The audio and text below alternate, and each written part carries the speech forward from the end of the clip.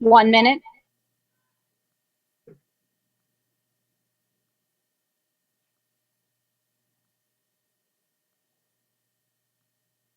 Okay.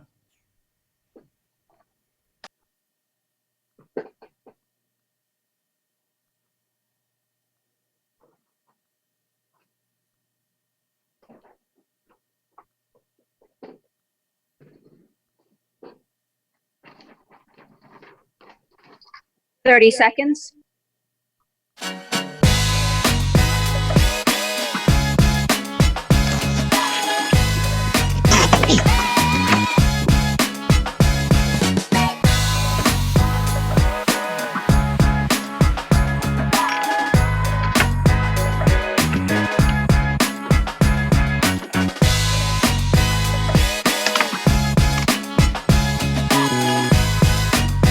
Hi, everybody. Now. Good morning, everyone. It is now 10 o'clock on May the 27th, and I want to call this meeting of the Durham City Council to order, our budget work session. And I want to welcome everyone here today. I want to thank our staff, our budget staff, for all the amazing work they've done to get us to this point.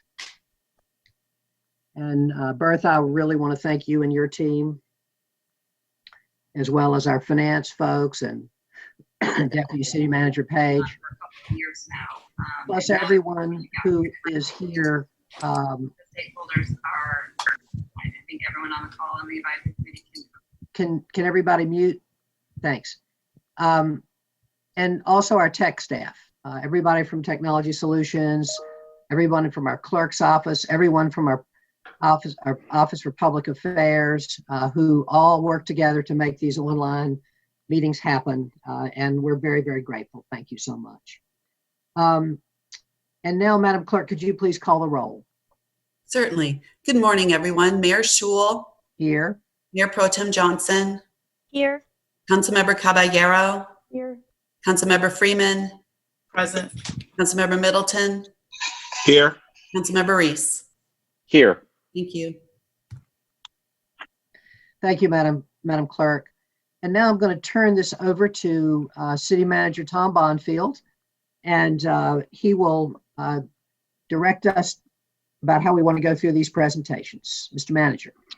Thank you, Mr. Mayor, members of council. Good morning, everyone, and thank you for the time you've carved out for us and this first of two abbreviated budget work sessions. As I indicated when I presented the budget week before last, this budget process, obviously, as we all know, has been unique, but it has been very fluid, even since the initial budget presentation. There are a number of additional items that have changed that you will hear about today. Not many, but a few that are very important.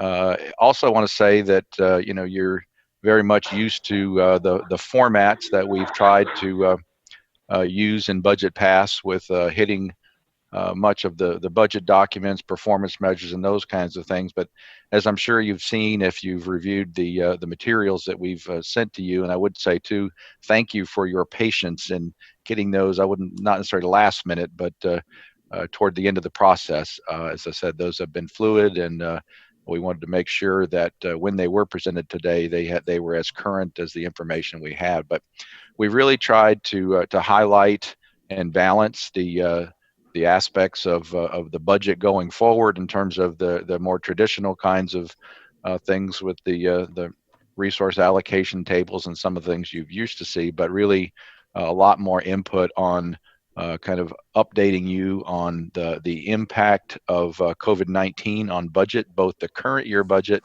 operational decisions that we have made in the current year, but also how it will impact the budget that you'll be considering over the next several weeks, as well as many of the operational impacts that we have built into that budget. So this really is kind of a hybrid approach, in my opinion, of thinking about it in terms of the budget and the appropriations and those kinds of things, but also hopefully as we go through the next couple of days, we can talk about some of these operational aspects and answer any questions you have as well.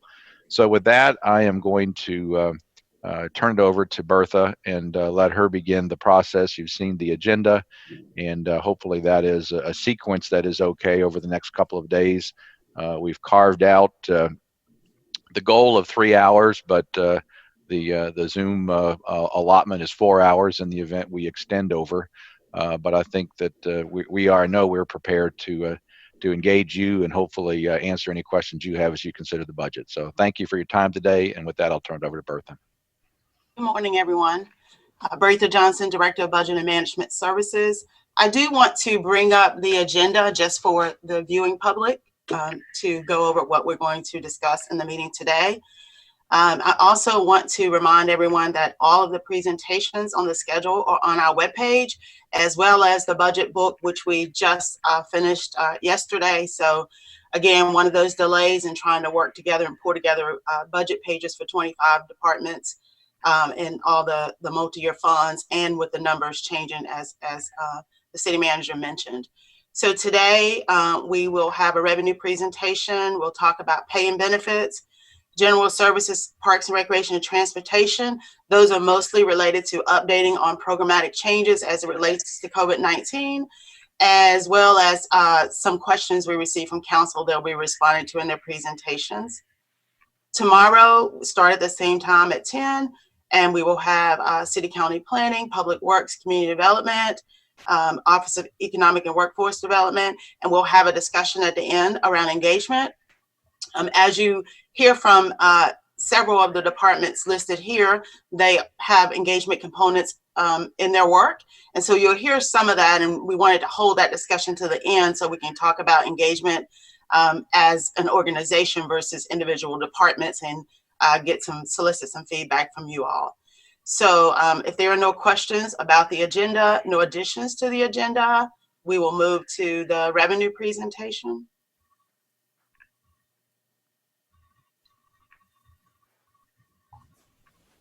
Okay.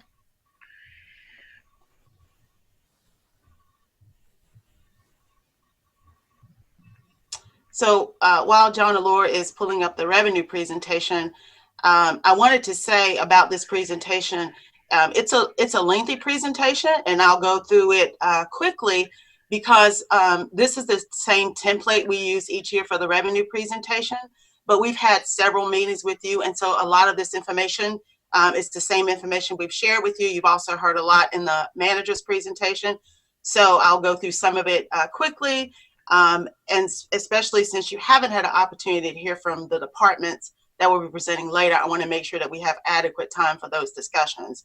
So if you feel like I'm going quickly, just let me know. So we'll start out by talking about the key issues which are not new to you. The revenue losses that we are projecting around property tax, sales tax, power bill, gas tax, hotel tax, and some program revenues.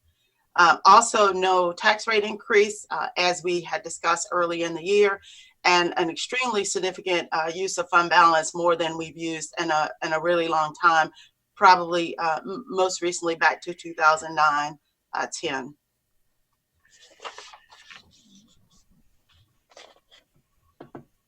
Here is a slide that's really key to the presentation, and probably most of the focus is that just to be clear about what revenue loss is, when we say revenue loss, what we mean. And we're really focused on, we had projected, we had EOY projections, which is the second column here. And pre-COVID, in the pre-COVID projection of those projections, we shared with you at the budget retreat on February 14th. And so when we talk about losses, we're really talking about where we thought we were going to be in terms of revenues to support our budget to where we are now in the proposed budget. One line item has changed since the manager presented his budget, that is power bill. We shared with you when we met last time at the special meeting and at the update that we probably would be updating that power bill number. The mayor has shared with you all as well that he'd heard the 25% reduction. We've since confirmed that through meetings that not only we've had with the league, but also our transportation department with their peers, as well as some folks at NCDOT.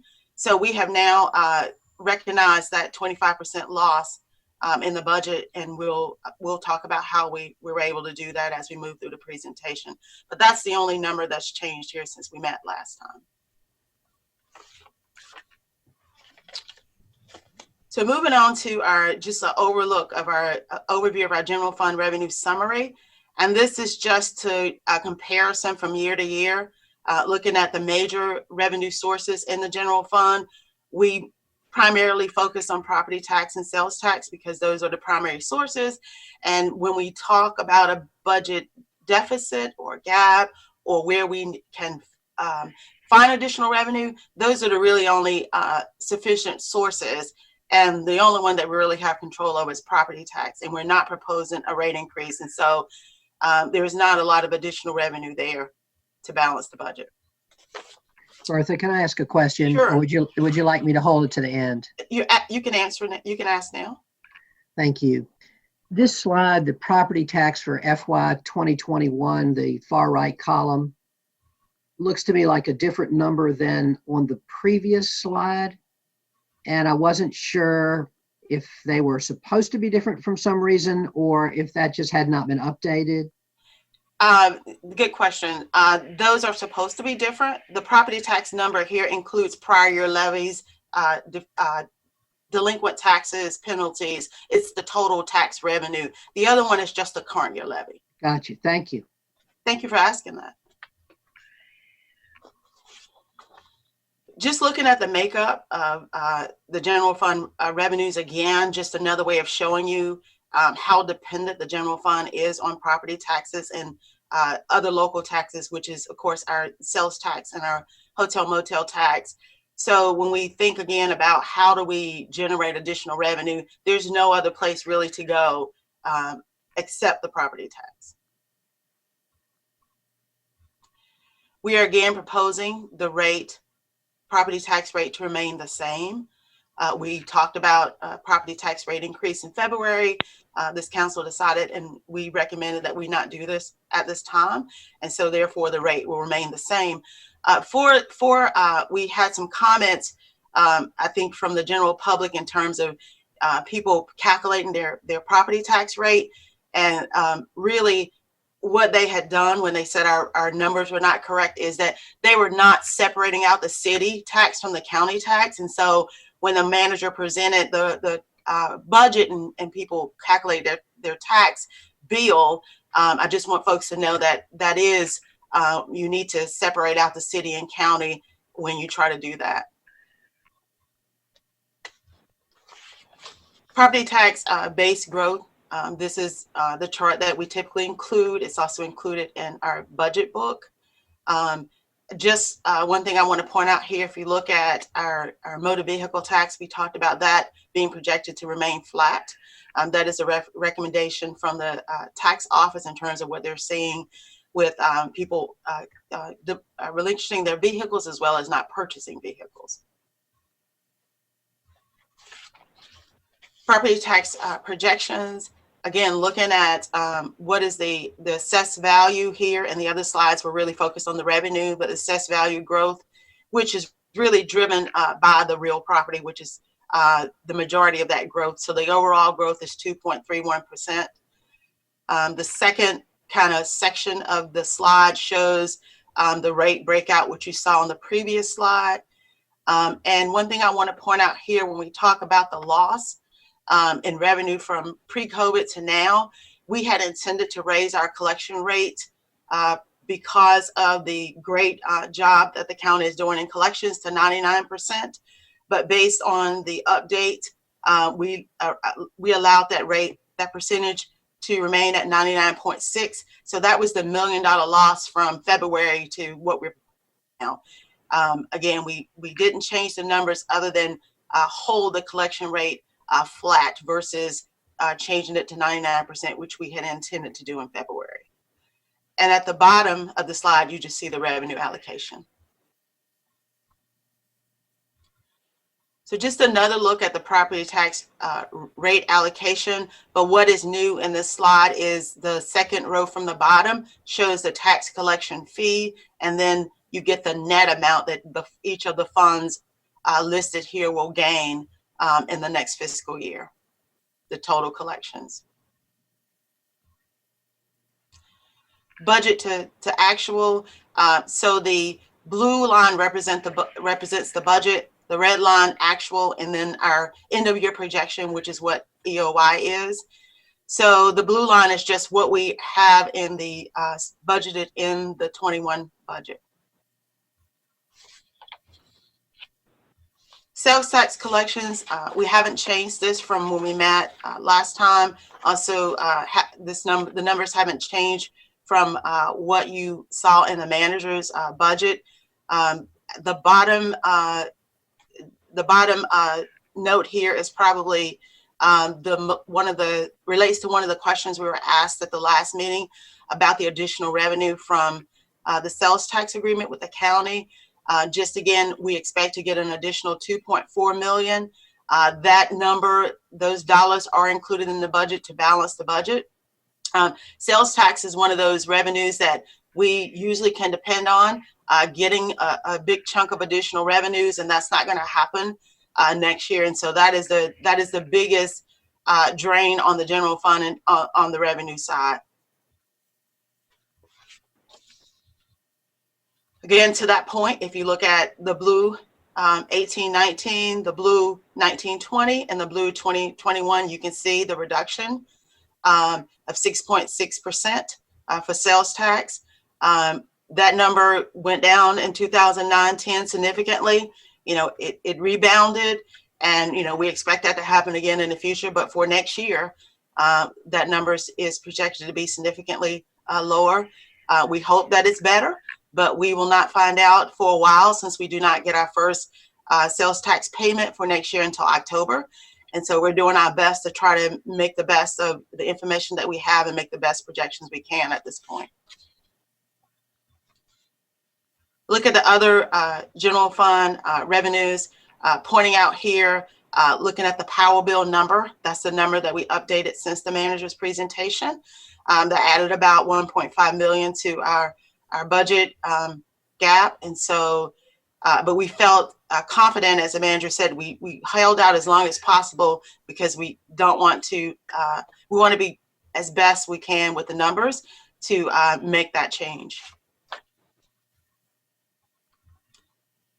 So going to our fund balance slide, the only thing that's changed on this from when you saw it last is that we did increase the revenue loss due to COVID, which was what was in the budget guidelines, that we would use fund balance to supplant revenue losses. We've added the 1.5 million, and so that number is 8.7 million. The decision to use fund balance for the 1.5 million primarily is one, it's a big number, and the other option would be to go to personal services, because that's where the majority of our expenditures are. But also, when you use fund balance, there is no harm in terms of, if you don't have the revenue loss, the money just stays in savings. So you're not making significant programmatic changes, and then to find out that these projections that we're making, and we made in April and May, we won't know really until October, our first payment with sales tax, really the first quarter we'd need to see. So that'd be October, November, December, and property tax is not collected until primarily December, January. So there's a long time before we'll know how good these projections are, and they're in line with our peer cities, as well as the recommendations we're getting from the state. And so we feel confident, but we don't know. And so we feel like the best option is to put in fund balance as a placeholder if the revenues come in as we projected. Bertha, let me jump in here a second too. This is one of those, swallow hards for all of us, because it's so out of character as to how we have typically gone about the budget. This is an area that I really feel like, we're kind of at the end of options around fund balance, particularly if things, as we progress through the year, the revenue projections are worse than expected. I think we're going to be very challenged to dig deeper into fund balance, not because there may not be some money there between the 16.3% and the 12%, but because that is just building a huge challenge for the following year's budget. And one of the things that we're going to have to give some serious thought to as we begin the fiscal year is to begin to even prepare for other modifications to the budget should, as Bertha indicate, when we start getting into October and seeing sales tax numbers or even later into December with the property tax numbers, if those numbers are lower than we are projecting here, we're going to need to have a plan in place for reacting to that rather than waiting till December and then developing that plan. So that is something that's on my mind. I know it's on Bertha's mind. We don't have a strategy about that. If anybody wants to know what's the plan, I think I'll be honest to say we don't have one right now, but we also know that we really can't wait until probably December to start thinking about that when some of these significant milestones of revenue collections come forward. So I don't know, Bertha, if you have any other thing to follow up on that, but I just really want to emphasize that the use of the fund balance here, the 8.7 million, is really heading into any more than that, I think would potentially be very problematic as we think about what has to be made up in following years if that money is in fact needed this year. Thank you. I think that those are important points to for us to reiterate, because we don't know what's going to happen, and I don't want folks we don't know any more than anyone else knows, and so we're all making the best projections, but we are concerned that it could be even worse than we anticipate.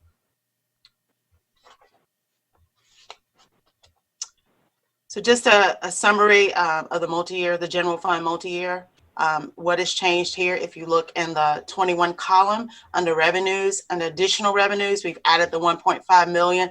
That is the fund balance number primarily. And so that balances the budget. We removed it from Power Bill, reduced that by 25%, 1.5 million, and increased our fund balance to keep the budget balanced. Bertha, could you go back to that slide a minute? Go down to the 2021 additional revenues. I think this is a question that Councilmember Middleton had asked about at the budget work session. I believe in that $8 million number, that includes the revenues from the proceeds of the Chapel Hill Street sales. Is that correct? No, It does not.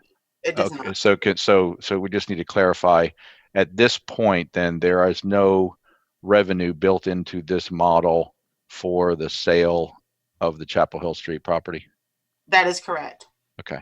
There's no revenue. There's no budget for that. Okay, so I want to be real clear about that. So what that means is that when that happens, and I do believe it's still going to happen, the flow of funds, because it's a sale of public property, will roll through the general fund. But then what the council does with those funds in terms of other appropriations will still be, your determination whether that money is needed in the general fund because of other aspects of things like we just talked about, or if you determine that it's not needed here and it's more appropriate to transition to, the affordable housing component.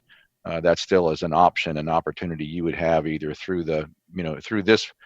During the budget year or subsequent budgets. And I just wanted to pause there and see if anybody had any questions and be sure that I'm on the same page with the budget staff and we're on the same page with the council. I have a question, Mr. Mayor, if I might. Sure. Thank you, sir. And thanks, Tom, for that.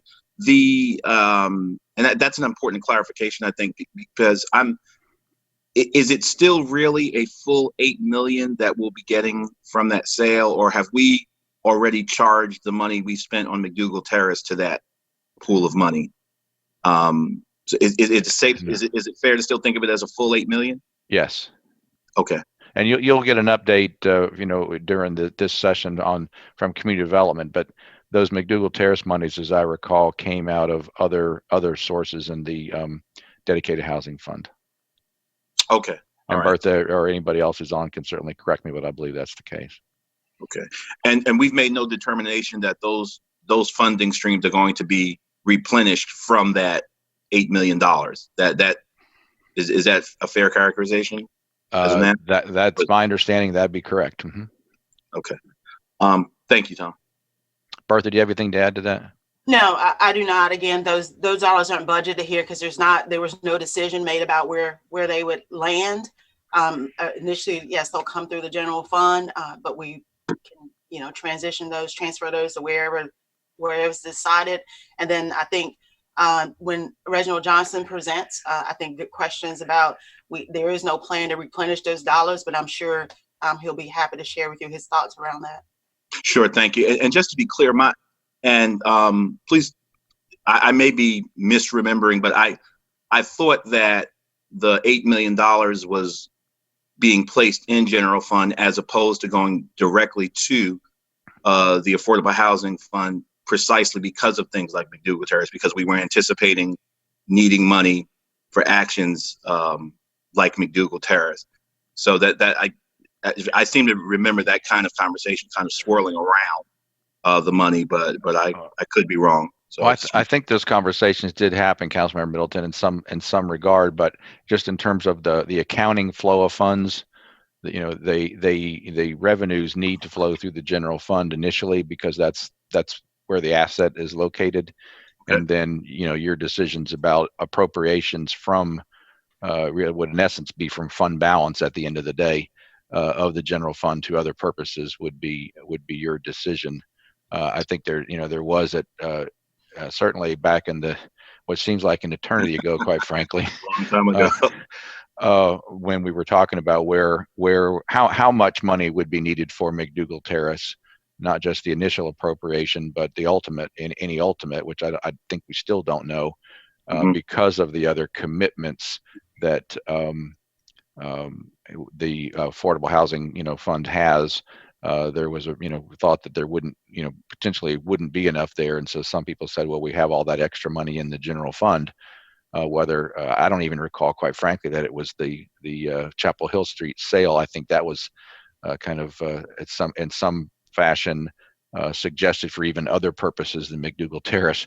But still it still rolls up to the general fund. But of course, a lot of things have changed since then. And there will be, some challenging decisions along the way. Thank you. Fair enough. I appreciate you.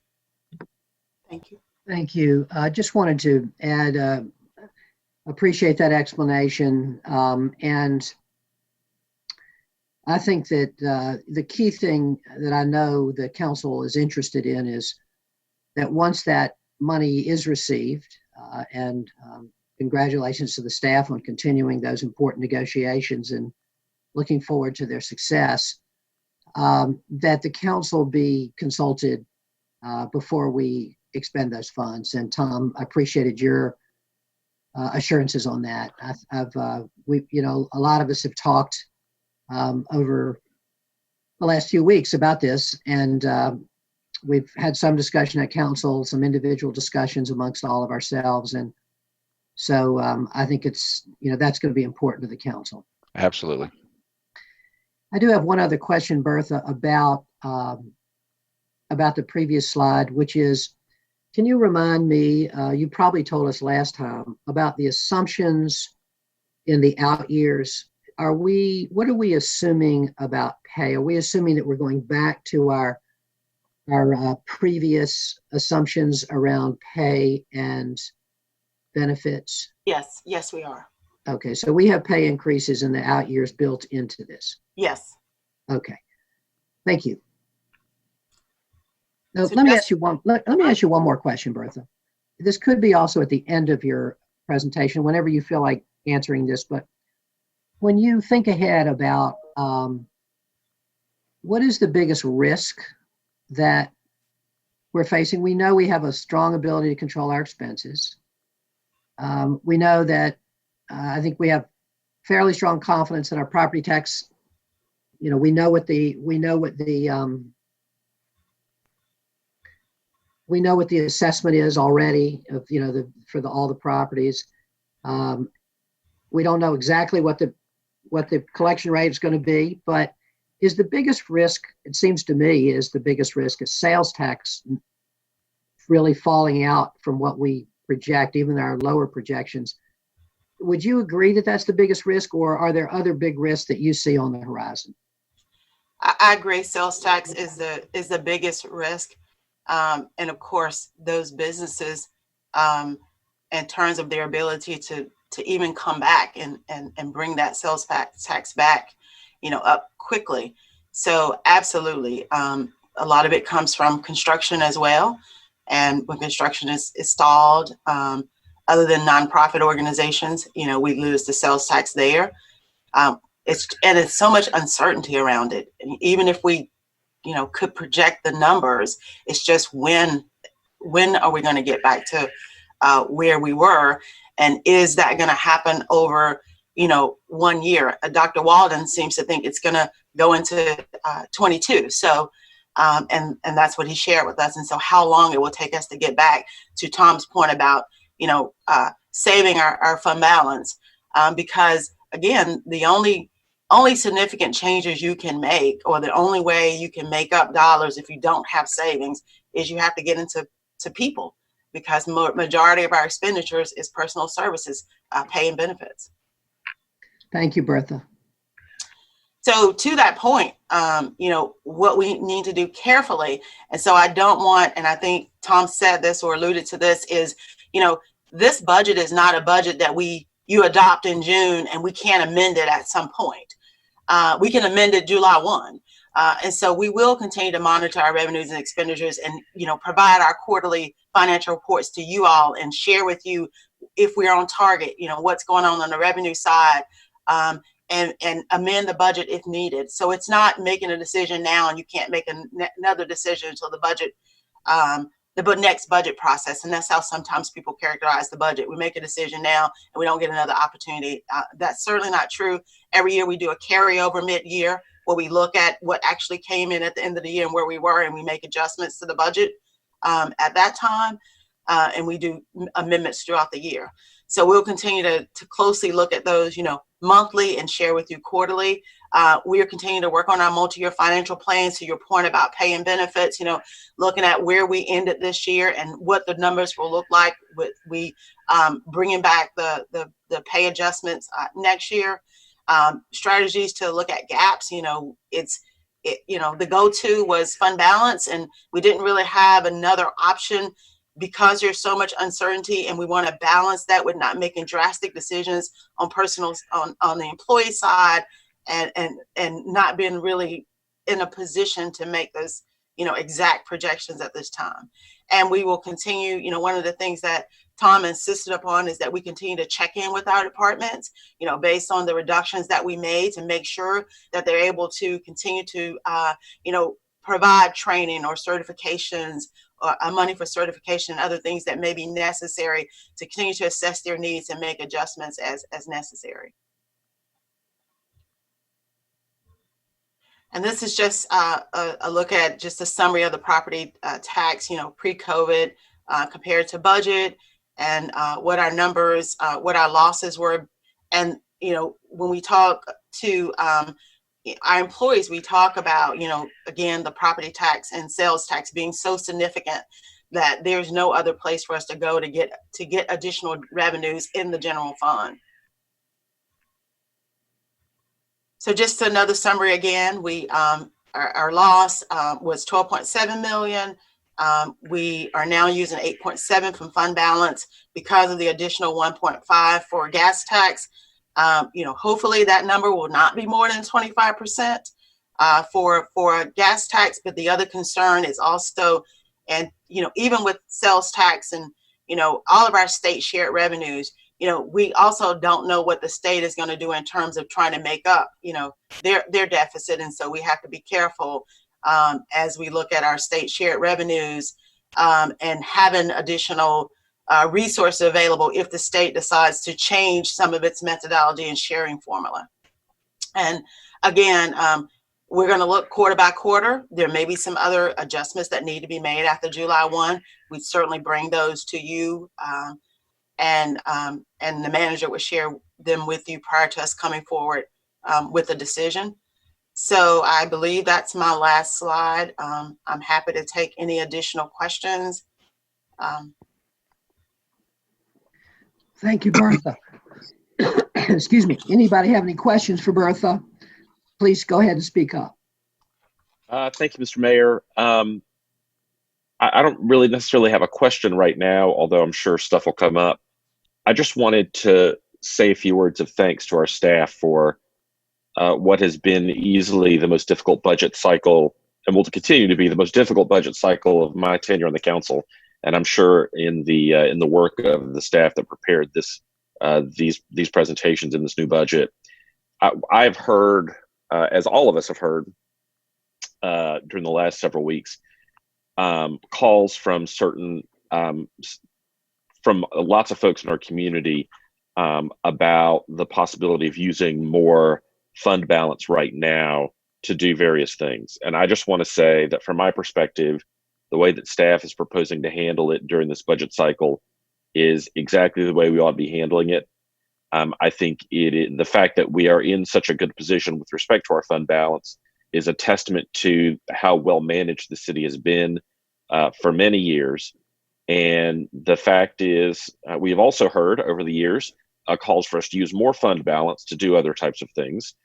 Sometimes we have done that, but for the most part, we have been vigilant as stewards of the public money. And this year is why.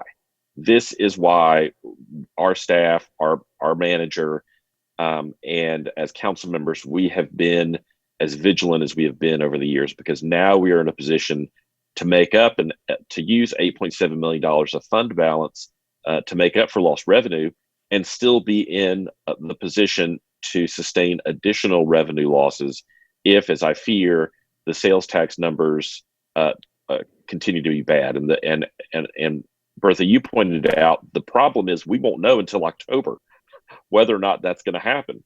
And so the ability to have this cushion and the understanding that we need to be ready for additional changes is something that I just want to say I'm really proud of our staff and the difficult decisions that have resulted in where we are right now. As I said, I don't have any specific questions. I do want to say that we will get through this budget cycle. I suspect we will have to make more hard choices as the fiscal year goes forward. But I do want to say that the chart that I think merits more long-term decision is the multi-year financial plan for the general fund. That's slide 15. I think what we're going to need to be focused over the next couple of years at getting the city, keeping the city on a solid financial footing. This is not a one bad budget cycle and then we're back to business as usual. Not only because of the deep red numbers you see in those projections, but also because we don't know what our economy is going to look like as a result of COVID-19. We don't know what the restaurant industry is going to look like in Durham and North Carolina and around the country and the world after COVID-19. And so I think it's really important to get through this cycle as best we can, to focus on giving ourselves flexibility during the fiscal year as it moves forward, but also to say that we've got to keep our eye looking a little bit down the road to make sure that we understand that it's not just one budget cycle of tough choices. We're going to have to do this for a while now as we kind of figure out what our new normal is.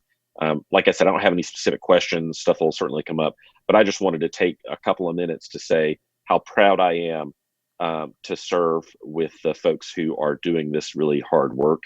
None of this is easy, but you've made it as easy for us as possible. So thank you, Mr. Mayor. Thank you, Councilmember Reese. Great comments. Thank you.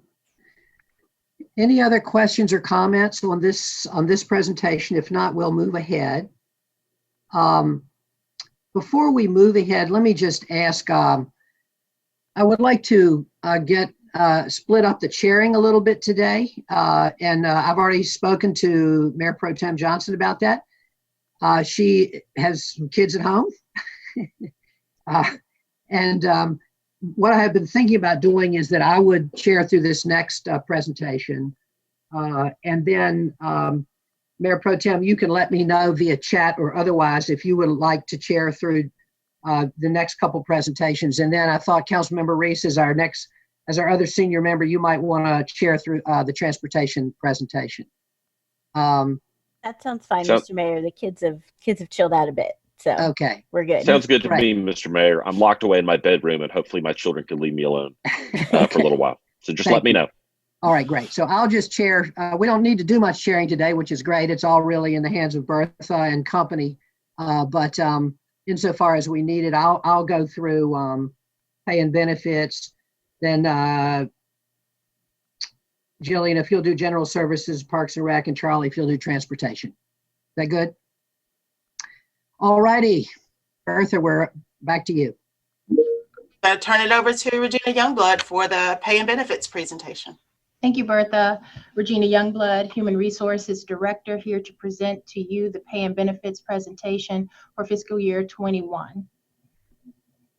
So as you've just heard in Bertha's revenue presentation, that there's a lot of uncertainty around our revenues due to COVID-19. And so the city has found itself in the unenviable position of recommending no pay increases be budgeted for fiscal year 21. While we are not budgeting pay increases for FY21, the city is still going to maintain its contribution to employees' 401ks at 5%. And what I want to make sure that you know is that the share of city benefits costs is increasing by approximately 9% this year. So the last time that we entered into a situation where we weren't able to give pay increases to employees was back in 2009. In that year, no general employees or firefighters received increases. And then in 2010, no increases were provided to all city employees, and that was during the Great Recession.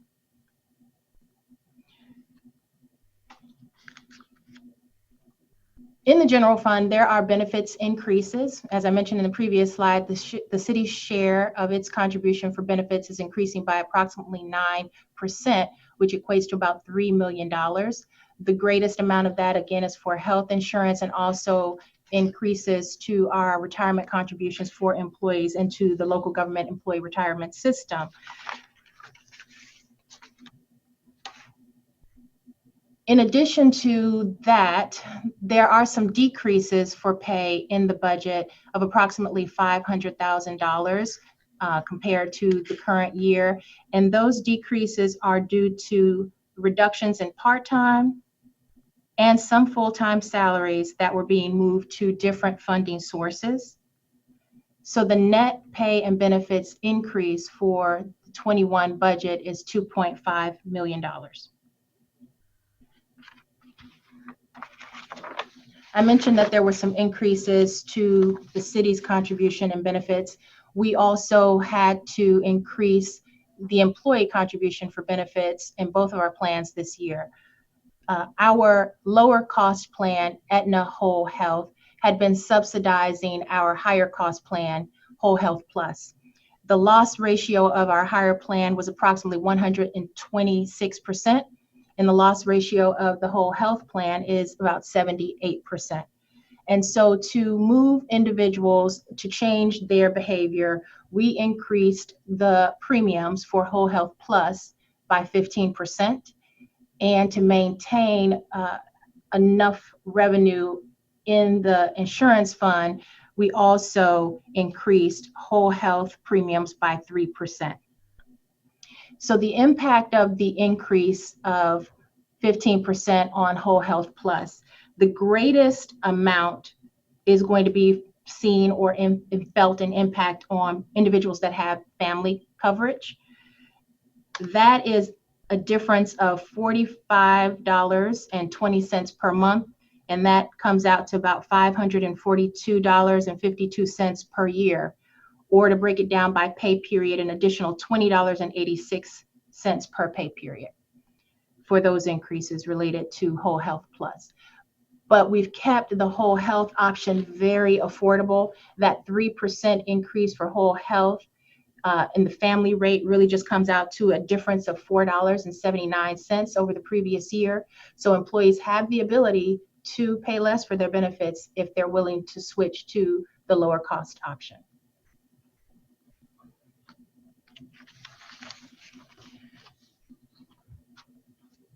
Our COVID response included the need to furlough approximately 176 employees. As you can see, most of those employees are coming from our Parks and Rec department.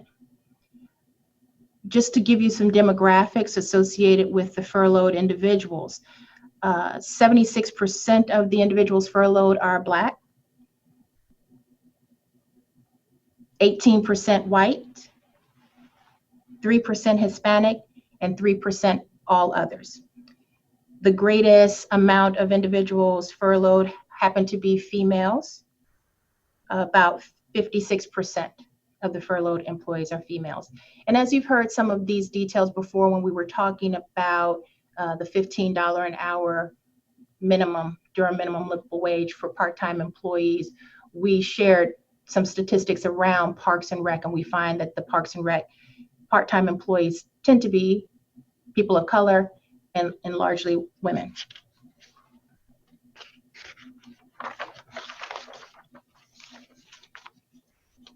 The city implemented a temporary premium pay policy to help recognize the employees that were working in the front lines during this COVID crisis, those individuals that are resident facing, having high contact with the public, and working in teams and work groups where they're not able to socially distance themselves. That premium pay that started a month or so ago, was 5% on top of their regular pay. We have right now about 1,339 employees who have received premium pay through May 22nd. The cost of that has been around $521,000. The slide says that the cessation date is to be determined, but we had a conversation about this yesterday. And for now, the decision is being made to have the premium pay, which was due to expire at the end of this month, extended through June 19th. And so what you see here on the slide where it says that an estimated additional $414,000 would accrue if we kept going to the end of fiscal year 20, that number would be decreased by about $130,000 because there's only 2 more pay periods between now and June 19th. Something that we also did in response, if you can go back to the past slide, John, for me, thank you. In response to COVID-19 was to give every employee in the city hired before May 1st the equivalent of 5 weeks of leave. We've called this leave COVID leave, but it can be used for any purpose as long as it is pre-approved. And this leave will not expire, but it does not have a compensable value. So individuals cannot cash this out if they have balances remaining when they leave the city employment.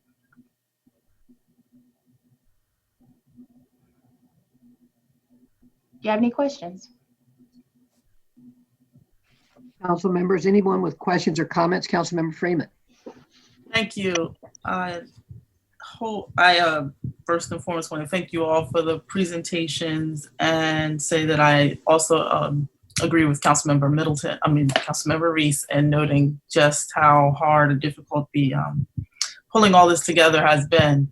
So I just want to put that as a preface to the comments that I'm making. But I wanted to know, when you apply a race equity lens to this recommendation for the Human Resources Department, and you say 76% of the people who were furloughed were Black, and they're Black, and of the 76%, more than half are women, is there anything that you applied or any shifts that you make differently in what you would recommend? Like, have you walked through or just walk me through what difference you made and how you came to the decision around the budget being around or the numbers being around 3 million and landing at 2.5 with the decrease in pay? Well, the decisions around who was to be furloughed, those decisions were made department by department based on the services that had to be scaled back or ceased completely due to COVID-19. And it is coincidental, but not something that we shouldn't look at, that the individuals who were working in those programs that needed to be reduced or closed happen to be, people of color. And I think I say that because I realize when you say coincidental that you realize that that's not how it works. And that's exactly what keeps it going, as far as noting that the people who are most disproportionately vulnerable are those at the margins, and those are usually people of color. And if the decision was made to furlough those workers, you have to, at some point, take into account some type of race equity in this conversation and figure out how to address it, because it's not going to change if we do it the same way. Councilman Freeman, I appreciate that, and I understand the concern. I think I want to be sensitive to the individual employees who were impacted, but at the same time, I think it would be helpful maybe if we provided all of the demographic information for the Parks and Recreation Department, because certainly the profile of that department is not what you would see as consistent with, say, the profile of our community. I think it's substantially more diverse. So I think if maybe we could provide you some additional background information about the starting place, that may be helpful. But I certainly understand and appreciate the questions and concerns that you're raising. I don't know that you're going to show me that if it's 76%, and there had to be a huge shift in the way that the demographics in the Parks and Rec look. Well, again, I think we want to go back and take a look at that and be sure that it's consistent with what I think it is. But it is a good question and information that we can provide without necessarily disclosing individuals' names, but protecting some privacy there, but still providing a backdrop of that demographic. We can do that pretty easily. We can do that, Tom, and that kind of echoes what I said before, that the demographics of Parks and Rec do run towards heavily female and people of color. Just making sure you're taking that into account. And thank you. Those decisions. Thank you. I've got the data now. It's 62% Black Parks and Rec is the demographic, 53% female. Thank you for that. Thank you for that important question, Council Member. Others? Any Mr. Mayor. questions for Regina? Mr. Mayor, for Mike. We'll go first to Councilmember Middleton, and then I believe Mayor Pro Tem. Thank you. Thank you, Mayor Pro Tem, for allowing me, and thank you, Mayor, and thank you, Regina. Good to see you. In addition to the demographic information, I'd be curious as to the actual job titles and functions of the folk that were furloughed, because this, for me, this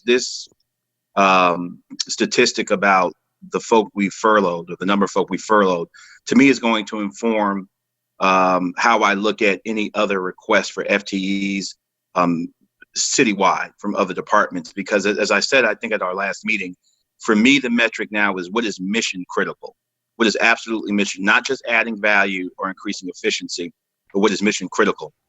My assumption is that some determination was made that furloughing these folk, we looked at what we could do absolutely and what we could not do, and who was absolutely mission critical. I mean, when I see departments like the police department as well furloughing people, for me, that's going to raise my standard of scrutiny as other departments come and ask for FTEs. If we're going to bring on FTEs on one part, but furlough people in other part, then to me, there's got to be some type of ability to say this is absolutely mission critical.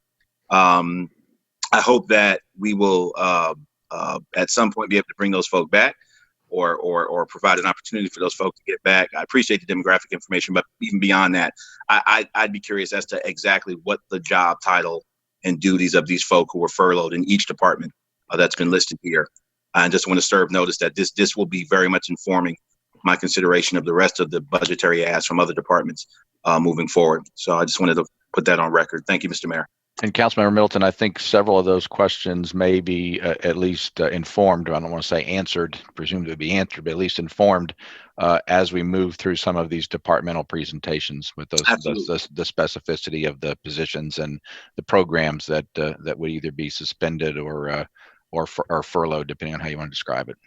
Absolutely. And to be clear, I'm not telegraph. I haven't made any. I'm just reserving judgment until those, and I appreciate that, Tom, and I'm sure they will be. Appreciate that. So Thank you, sir. Just quickly on that to answer some of your questions, and we can get you the specific details of all of the lists, but in Parks and Rec, it was lifeguards, facility attendants, and school crossing guards, and police.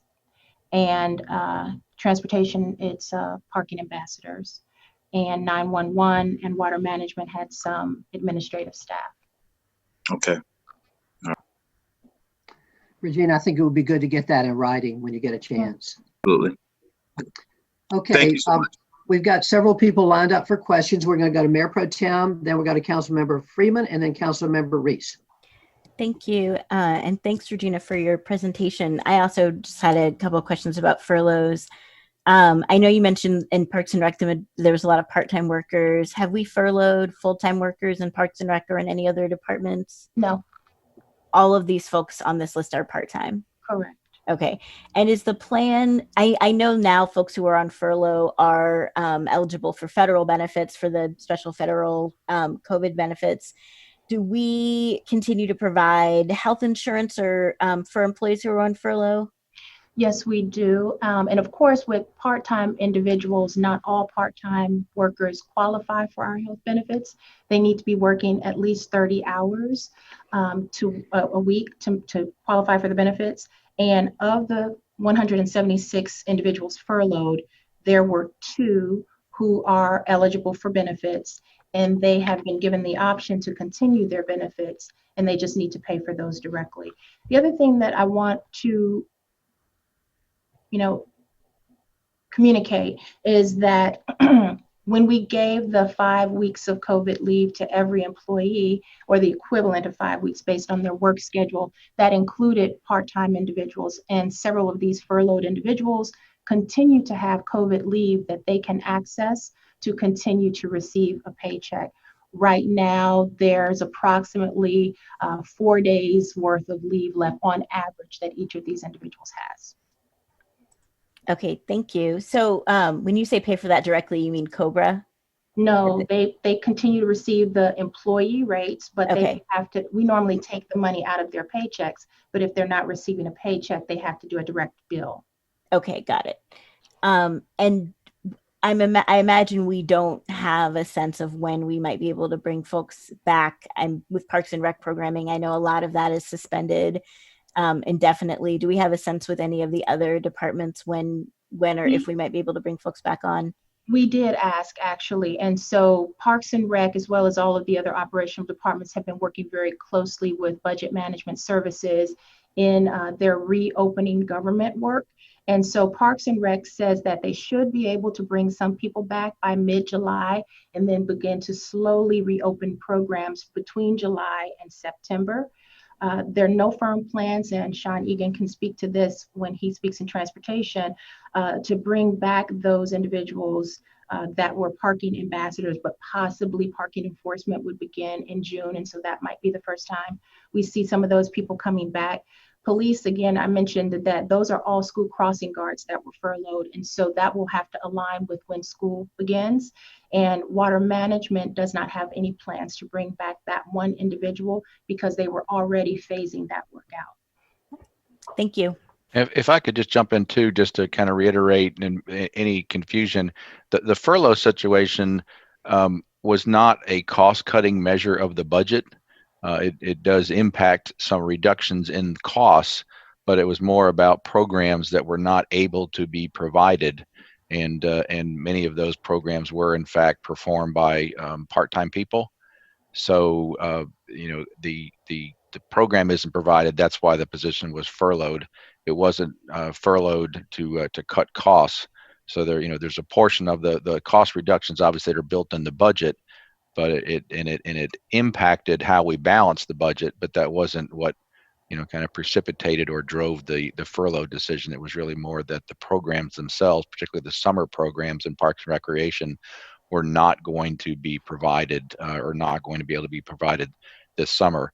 And as indicated, particularly in Parks and Recreation, but also transportation, you'll hear more about those details shortly when we get to those departmental presentations.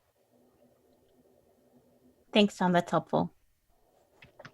Thank you, Tom. And now we'll go to Councilmember Freeman and then Councilmember Reese.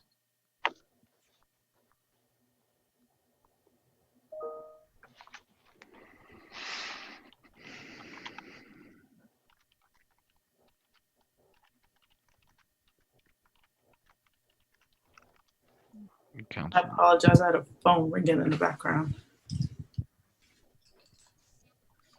I had a specific question regarding the benefits, specifically when you said the cost of the medical premiums increased, and the lower cost was due to wellness activities and not like service. I wanted to make sure that was clear, that it was not a service decrease. It was just like if you participated in wellness activities. That's correct. Yeah. That's right. So we ask everybody to do a biometric screening and also to do 2 additional activities. And there may be another requirement there that I'm blanking on right now, but those wellness activities get them the wellness rate. And then I think Councilmember Middleton and Mayor Pro Tem Johnson asked my questions as well. So glad I'm waiting. Thank you, Councilmember. Thank you. Just before Councilmember Reese goes, just to follow up on one thing, Regina. Is there someone assigned in every department to, I believe the answer to this is yes, to work with employees in that department and kind of remind them about their need for the to do the things that are necessary for the reduction in cost, the wellness things? Yes, we call them HR champions. Every department has an HR champion, and we hold monthly champions meetings to make sure that we're pushing out information through them as well as through message managers within the city. And we also do direct emails to every employee as it relates to their wellness requirements specifically. Would you do me a favor, or would you do us a favor? And maybe this could be someone in the clerk's office or maybe someone in your office.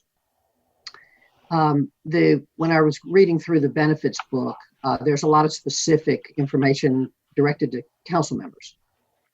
And if there was someone, maybe I guess probably in your office rather than the clerk's office, I'm not sure how to do this, that would just be in touch with us council members to make sure that we know what we're supposed to do. Sure. I feel like we're sort of outside the information loop on the system. We certainly get the emails, but I know that over the years, I have felt a little bit outside this information loop. We could discuss that later, but I think it would be helpful.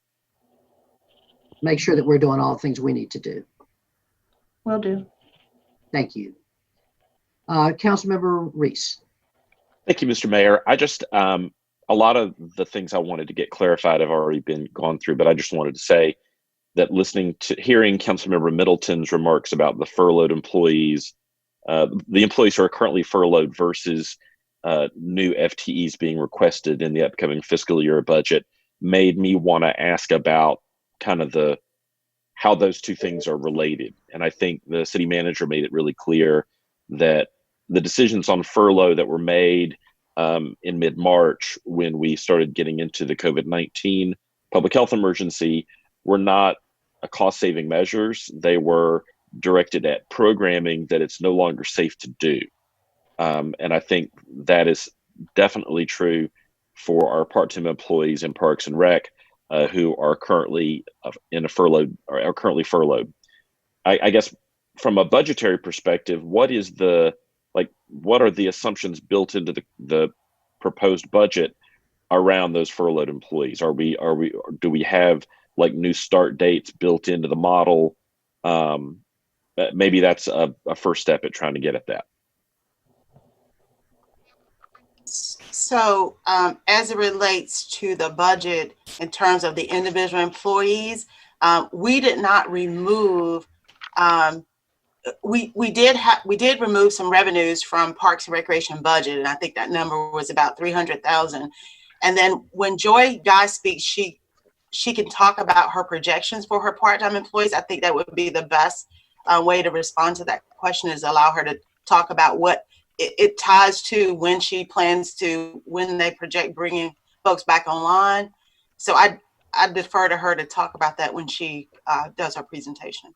Okay, that's great, because I guess if it's true that there is a specific plan that DPR has for bringing their furloughed employees back online, and it's related to kind of the expectation and projections about when programming can begin.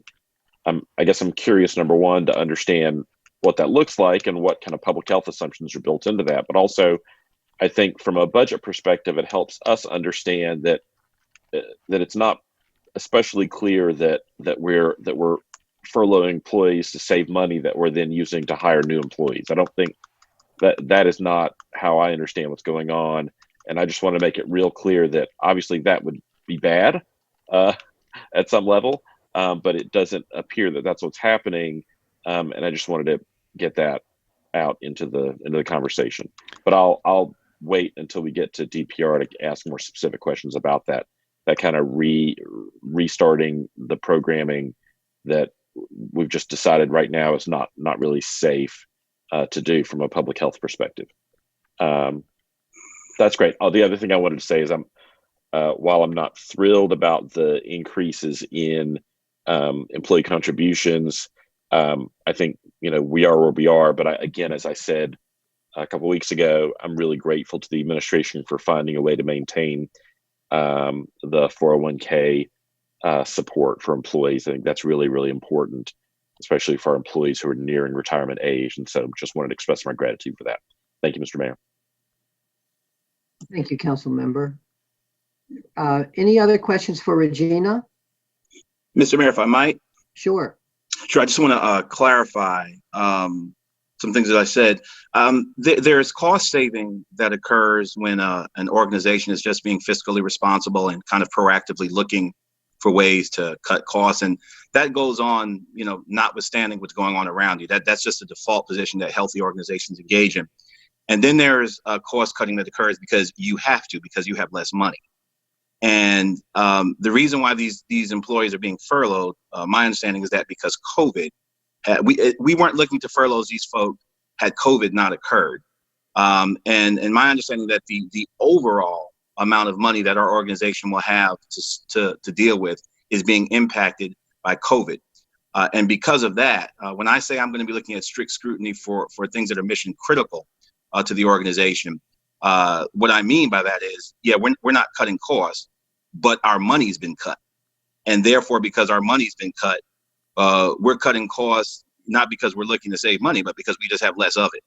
So insofar as that is the case in which we're operating, the conditions under which we're operating as an organization, as a city, when I look at FTE requests, because we have less money and because we're going to be trying to put ourselves on right footing financially for the next several years, this year in particular, we've told everybody in the city that we've got less, we've got to tighten our belts. So because of that, when I look at FTE requests, I'm not just going to be bringing a lens as to cutting costs, but I'm going to be bringing a lens that we literally have less money to do things. And like any other household, there are heads of household watching this meeting right now, who, if their money's cut, they have to make decisions. Maybe we're not going on vacation this year. We don't get to buy the extra car. And this is a big old house and a big old family. So as one of the leaders of this house, I'm not looking to cut just to save money. We literally have a crisis where we have less money. So I want to be clear that I'm not tethering the furloughed employees as a cost-cutting measure to, am I going to agree to hire new people on the other end, or we're robbing Peter to pay Paul? Peter and Paul both have less money, is my point. So I just want to be very clear on that I'm very clear that there's no causal linkage between cutting costs on one to get money to hire other people. The house has less money overall. And I just want to, just be clear that that's the prism that I'm looking through all the decisions, at least all of my decisions moving forward. So just wanted to be clear about that. Thank you, Mr. Mayor. Thank you, council member. Any more comments or questions for Regina? Mr. Met, just if I might, Sure. in light of Councilmember Middleton's comments, I think it would be good for me to say that I am tethering the race equity aspect to this in the conversation in context of recognizing that if we continue to do things the way we've been doing them, which is to look at where's the easiest place to cut or the easiest place to furlough or the easiest way to shift and move without regard of race or gender, then we'll get the same results. And so I do want to make sure that I push in saying, like, we've got to figure out ways to do it differently and to spell it out clearly. Thank you. Thank you, council member. Thank you, everybody, for all these good questions and comments. And now we're going to move on to our next presentation. And I'm going to turn the chairing over to you, Madam Mayor Pro Tem, for the next two presentations. All right. Thank you, Mr. Mayor. I believe all I have to do now is turn it over to our General Services Director, Gina Probst. So good morning, everyone. Gina Probst, General Services Director. I'm happy to be here today and to share with you updates on our department's COVID-19 response, primarily talking about what we did during March and April, and then share out how our changes and efforts will influence our operations through fiscal year 21, and then share out some updates on our budget highlights. Next slide, please. Specifically, I would like to make sure that everyone is aware of who our heroes and heroines have been during the COVID-19 event for the city. And typically, General Services is available and a resource for severe weather events and emergency response. This year and this time, our custodial services team has been the team that has been the emergency responders on behalf of the city for our city facilities to ensure that they have stayed clean and safe and sanitized while they've been occupied. So the heroes and heroines during this time period has been custodial services. So I wanted to make sure that they are given accolades for their hard work. What we've done during the months of March and April is we've adjusted our essential cleaning services to the facilities where we had occupied staff and continue to evaluate where our facilities are occupied. And we've also increased our frequency. We've added additional deep cleaning processes and protocols.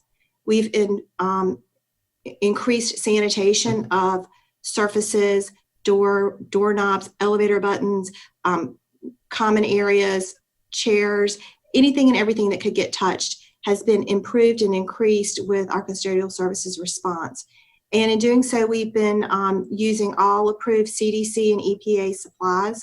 We've also invested in some new equipment, including some misting sprayers, some electrostatic devices, so that when we move through our facilities, there's a cleaning process followed by a disinfectant process.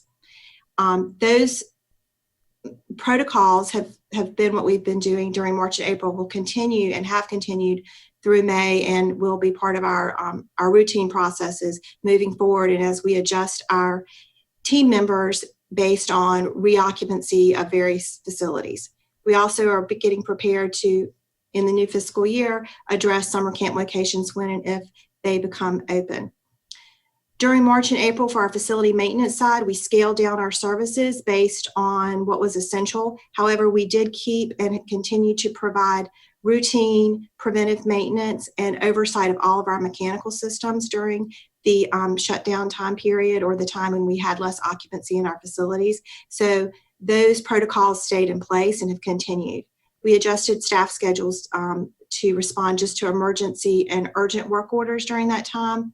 And we adjusted our staff to ensure that we had facility checks on buildings that were not occupied, including some of our smaller rec centers, and coordinated with Parks and Rec as to which department would check in on different facilities during March and April.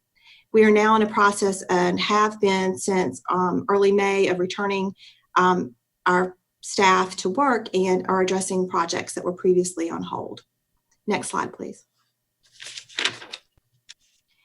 Here are some pictures and images of the supplies that we've been using that are CDC and EPA recommended, as well as some of the other types of supplies that we use to disseminate disinfectant. We have closely coordinated the types of materials and supplies that we're using in consultation with risk management as well.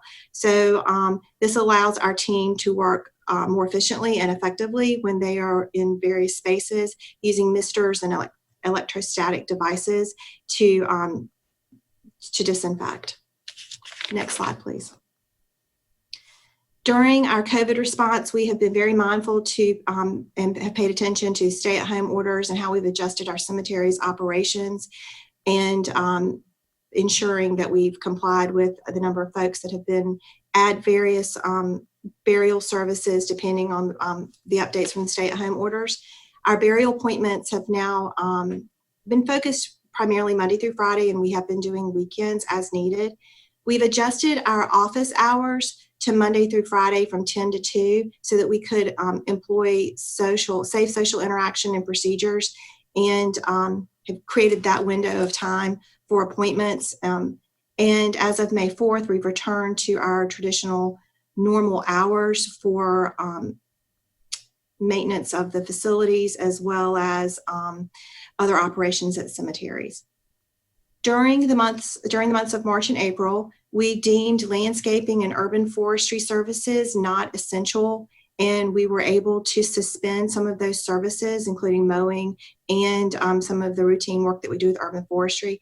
Our landscaping units came back, scaled back as of April 13th, and urban forestry as of April 20th, and we have now returned our staff to work and are on their routine, regular mowing routes and traditional operations for urban forestry. Next slide, please. During this time, our project management, our real estate staff, our public art, sustainability, and other administrative staff have continued to provide the services that they typically provide. They've just been doing it remotely, been leveraging a lot of the virtual tools to ensure that we continue to have meetings with designers, pre-bid meetings, and other options. Our construction projects were initially put on hold. They resumed May 4th. We've been working very closely with risk management on our contractor guidelines to ensure that we have updated safety plans and protocols in place for when our team members are inspecting construction projects.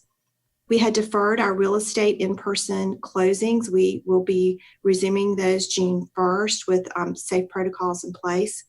Our security projects, which was our access control and integration of our HVAC into a master web supervisor program, those projects continue during this time. And as of May 4th, our inventory staff has resumed its normal operations. Next slide, please. So carrying on to how what we have been doing during the months of March and April have transitioned to May and what it looks like in the next fiscal year, we continue to look at how we schedule our work and our service delivery adjustments. We've been evaluating our timing of shifts based on the ability to ensure that our shifts come in safely and that we proceed with our wellness screenings. We've been doing our vehicle adjustments to limit the number of people in vehicles and in order to ensure social distancing compliance. So we've done all of that on the operational side with our teams, and that will continue into the near future. We've increased the frequency of our facility cleanings, and again, that will also continue. Some facilities pre-COVID, we only cleaned 3 times a week, and now the recommendations are that if they are occupied, that we disinfect every 24 hours. So on buildings that are a Monday through Friday operation, we are cleaning 5 days a week, and those that are 7 days, such as police and 911, we have implemented a 7-day regimen. We've also developed a custodial emergency response after-hours protocol in conjunction with risk management. This is anticipation if there are issues that arose, 24-hour facilities like our police or our 911, that we had a response team ready to go and sanitize and disinfect if necessary. Next slide, please. Following on with the additional contractor guidelines, as I stated before, we've got new safety plan protocols in place. Things that we will be closely monitoring in next fiscal year and thereafter are our supply for PPE, as well as other supplies that are new and different for our custodial team. We'll continue the management of our mechanical systems with a focus on ventilation and filtration.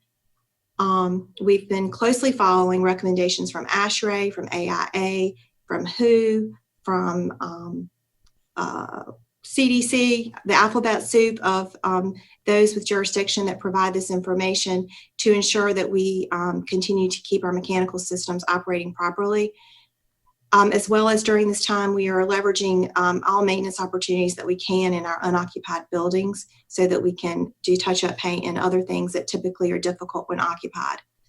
Currently, we're serving as a resource for city departments, working with the Office of Performance and Innovation as well as Risk Management as we look at restoration of services, how and whether facility modifications will be necessary, signage, how we can work to de-densify certain areas, and other mitigation efforts as we work to provide assistance to departments based on their needs.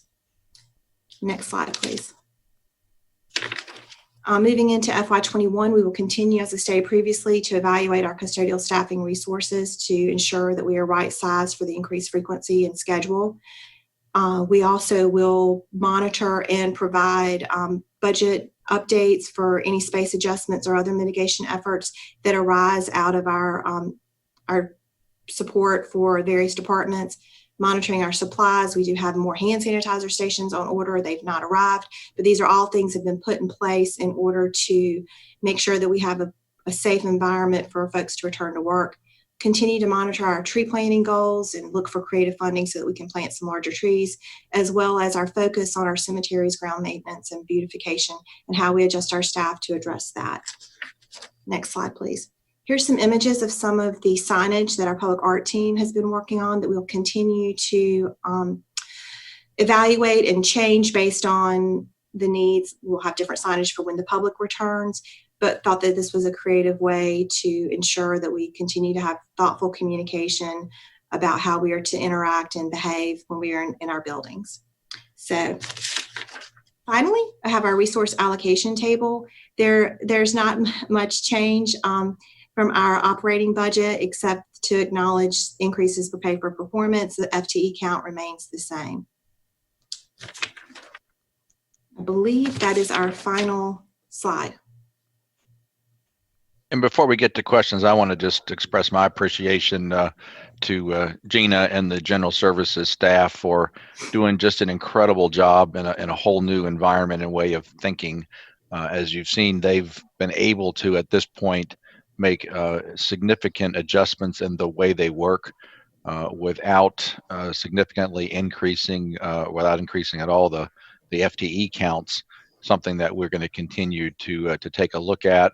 They've been able to adjust their many of their operational resources to be able to provide the enhanced supplies and chemicals, those kinds of things that go along with that work. But I just am truly appreciative of Gina and all of her team who have quietly been behind the scenes, but been thinking a lot about how all of our facilities will be ready and safe for employees and the public when the time comes to return. So thank you, Gina.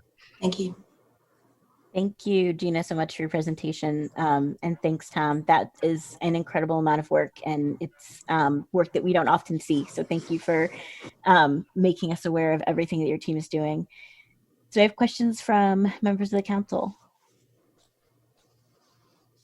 One question, Madam Mayor Pro Tem. Sure, Mr. Mayor. Actually, I have a couple questions. The personal service expenses on your chart are up, Gina. What are the reasons for that again? Personnel services due to pay for performance. Okay. And that would be from this current year's full year implementation, not for next year. Correct. Okay. So can you pull that slide up? Yeah. See the proposed 2021, Gina? Yes. Is higher than the current year. Can you talk me through that? Let's see if someone from budget is available to assist with that as well. John Allure, Assistant Budget Director, Budget Management Services. Mr. Mayor, I am quite confident that that increase has to do, it's not only pay for performance, it's also the effects of the full implementation of the pay study. And with a lot of that, when we budgeted it, we were unsure how that was going to hit departments with different classes of employees. Obviously, in the case of general services, it hit them more severely than some other departments. And if you'll recall, the pay study implementation was January 1st, so it was mid-year, and this ends up being the full year implementation of those those changes. Yeah, good, thank you. The ballpark fund, what's explain you'll see on the FY 2021, it's very different from every other year. I don't think we've had an explanation of that. Could you talk us through that as well? This is another item that I think I'll need to defer to the budget department or finance. As finance manages the ballpark fund, it shows up in our RAT table. Yeah. To the extent that we assist with capital projects, but the ins and outs of the ballpark fund is managed by finance. Let me also, just to add to that, because maybe the same folks need to address it. We haven't talked about the effect of the DPAC closing on city finances, and I wondered if that could also be wrapped up into. Mr. Mayor, I can talk about that when the time comes. Okay, great. With it's John Allure again, Budget Management Services. The large increase to the ballpark fund, if you look at in the budget, there was about a little over $800,000 increase to the ballpark fund. A lot of that had to do with capital maintenance, and that's why you're seeing that very, very large percentage increase for that fund. Great, thank you. And then I guess, Tom, the DPAC, do you want to? Sure. So certainly, the Performing Arts Center operates under the same fiscal year as the city. So the facility shut down in early March, and the shows and those kinds of things that were scheduled were canceled. So I do think the year will end in a favorable way for the DPAC, operations and performance. So there won't really be a current year budget impact. Next year, and we are in conversations with the operators at PFM and Nederlander about what next year looks like. They have not made any official announcements yet, although we have a pretty good sense of what that looks like. So I'm not really prepared to make that announcement, right now or as a part of this session.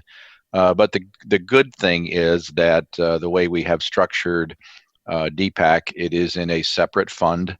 It is a place that has not required any general fund resources to operate, and as a result of that, and from savings that we have previously incorporated, and the risk that the operator takes, there is not going to be at this point any general fund exposure for the time period that the DPAC will be closed, waiting for conditions to change.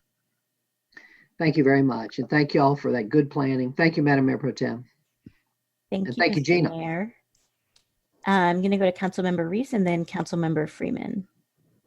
Thank you, Madam Mayor Pro Tem. Mr. Manager, do we have a city department with a newer department head than General Services? Oh, you're really testing my old brain, Councilmember Reese. I think that transportation is fairly new, and General Services is fairly new, and we certainly have an interim Parks and Recreation Director who you'll hear from shortly. It was my recollection that I thought Gina was made the director after we hired Sean. That's probably correct. All of that is by way of saying that Gina, you have done an amazing job under fire in your first year of leadership. I know you've been with the department for a long time, but as you have rapidly learned, leadership has its own challenges. And I just want to say, on behalf of the people of the city of Durham, how grateful I am for how you have risen to that challenge, how you've led this department during one of the most difficult times in the history of how we try to administer this city. General Services has done an amazing job during this time. I have been impressed every time I've seen our general services employees out in the community doing those essential services that we have to have, and perhaps more importantly, arming the other city departments to do their jobs safely. So Gina, I don't have any questions. The mayor got the one thing I was going to ask about, but I just wanted to thank you for really stepping up and being the leader that we need in general services right now. Thank you. Thank you, Madam Mayor Pro Tem. Thank you, Councilmember Reese and Councilmember Freeman. Thank you. I would echo Councilmember Reese's comments and appreciate the mayor asking many of my questions as well.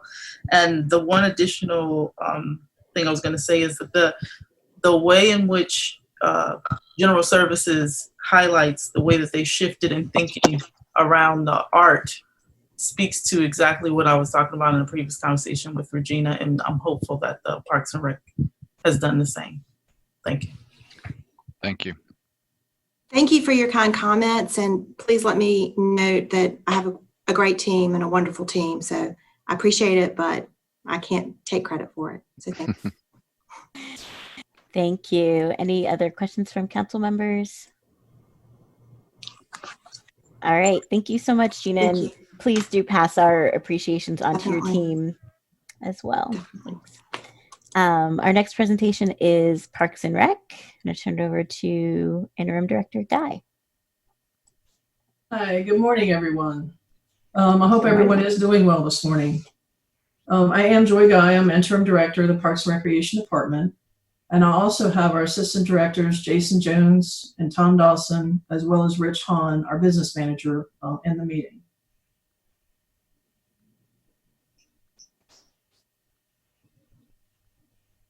I'll give him a second to get the slides straightened out for us.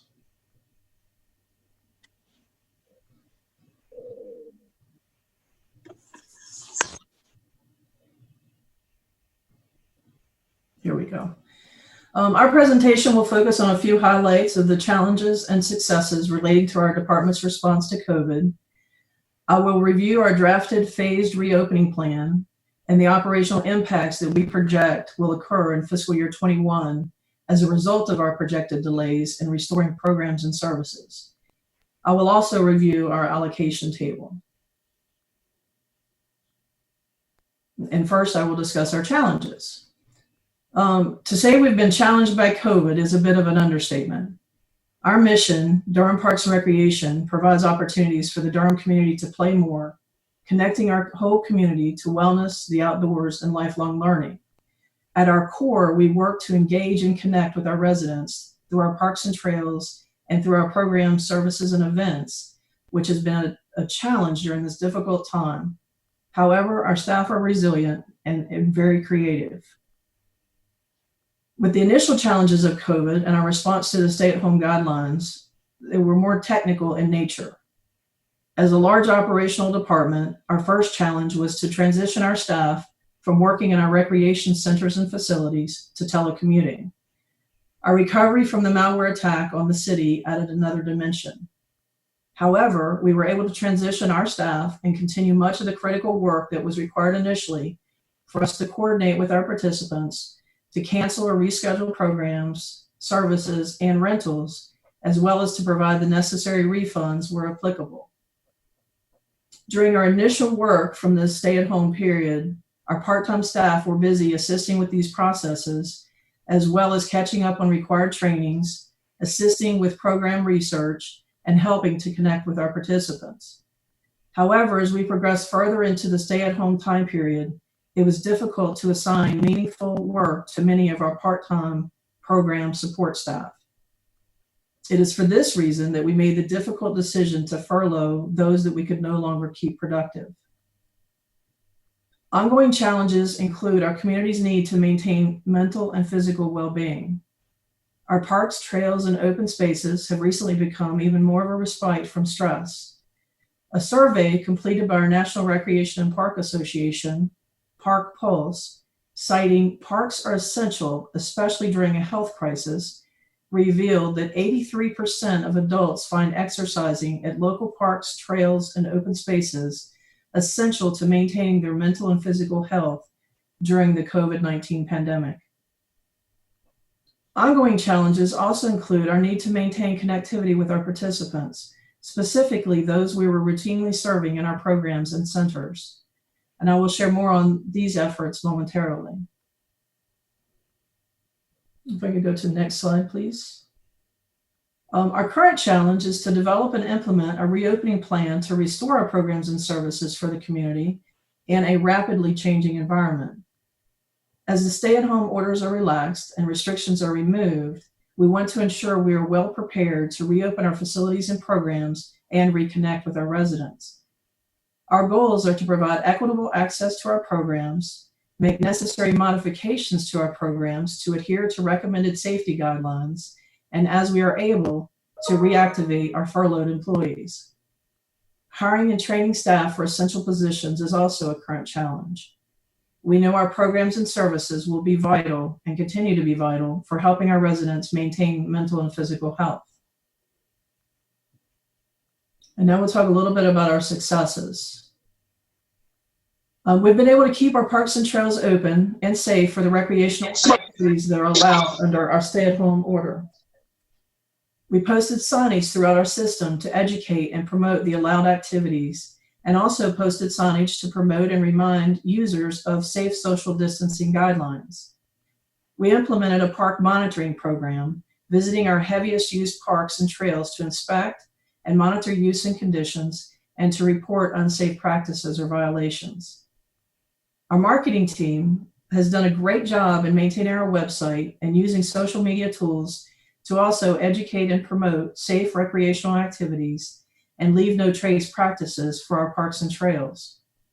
In April, our marketing team facilitated a marketing communications in the time of COVID-19 North Carolina Recreation and Park Association virtual roundtable discussion for nearly 100 NCRPA members and students from across the state. Our staff shared their efforts in promoting our Leave No Trace programs, as well as our virtual Earth Day campaigns. Attendees were encouraged to share stories and strategies about how they are staying engaged and connected with their communities and how they are planning for what comes next. Our staff also responded with many great online virtual programs for children and adults to try to keep them entertained and healthy while at home. Some of the examples of these many programs include basketball skills and drills with our partner Coach to Inspire, which is a nonprofit organization that partners with our athletics unit to provide student coaches for our youth athletic leagues and skills clinics. Our support and participation in the virtual 1 mile walk to support Special Olympics Spring Games in partnership with the Durham Academy. Virtual muddy boots and other programs offered by our outdoor recreation team. Our Zoom Hangouts, which are twice a week Connect programs facilitated by our care program staff for our after school participants. Some of the activities included home scavenger hunts, get moving exercise routines, and dance parties. These hangouts often included siblings and at times even parents. And as mentioned, we also hosted a virtual Earth Day celebration instead of the full festival. We partnered with Pulse Radio to promote and shared various tips, information, and videos via social media.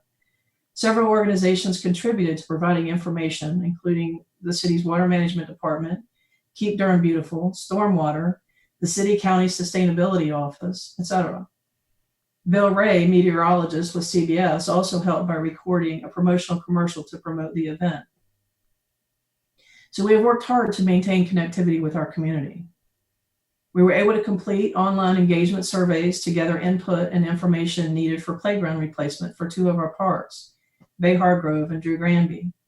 We intend to be able to complete these and reopen as we are able to open playgrounds again. Staff have also assisted other departments and agencies. We've been involved in local, state, and national meetings providing recreational programs and services in this time of COVID. As mentioned, some of our staff helped facilitate roundtables with NCRPA. These networking efforts have strengthened our relationships with our peers in the industry, and these relationships will continue to provide a great support network as we continue to navigate this uncharted territory. If I could go to the next slide, please. Other successes we have had over the past few months include staff completing online certification programs and training. Examples include our recreation specialist and childcare programs completing a required course at Durham Technical Community College to obtain their childcare credentials 1 and 2. And we've had staff complete certification in spin bikes and also in pool operations, to provide a few additional examples. Many staff completed updating their unit and program manuals, supporting necessary work and complying with accreditation standards. We worked with our Technology Solutions Department and have been fortunate to restore our operating systems that were impacted by the malware attack. We continue to seek out flexible and creative solutions to complex problems as we learn to navigate our new normal. If I could go to our next slide, please.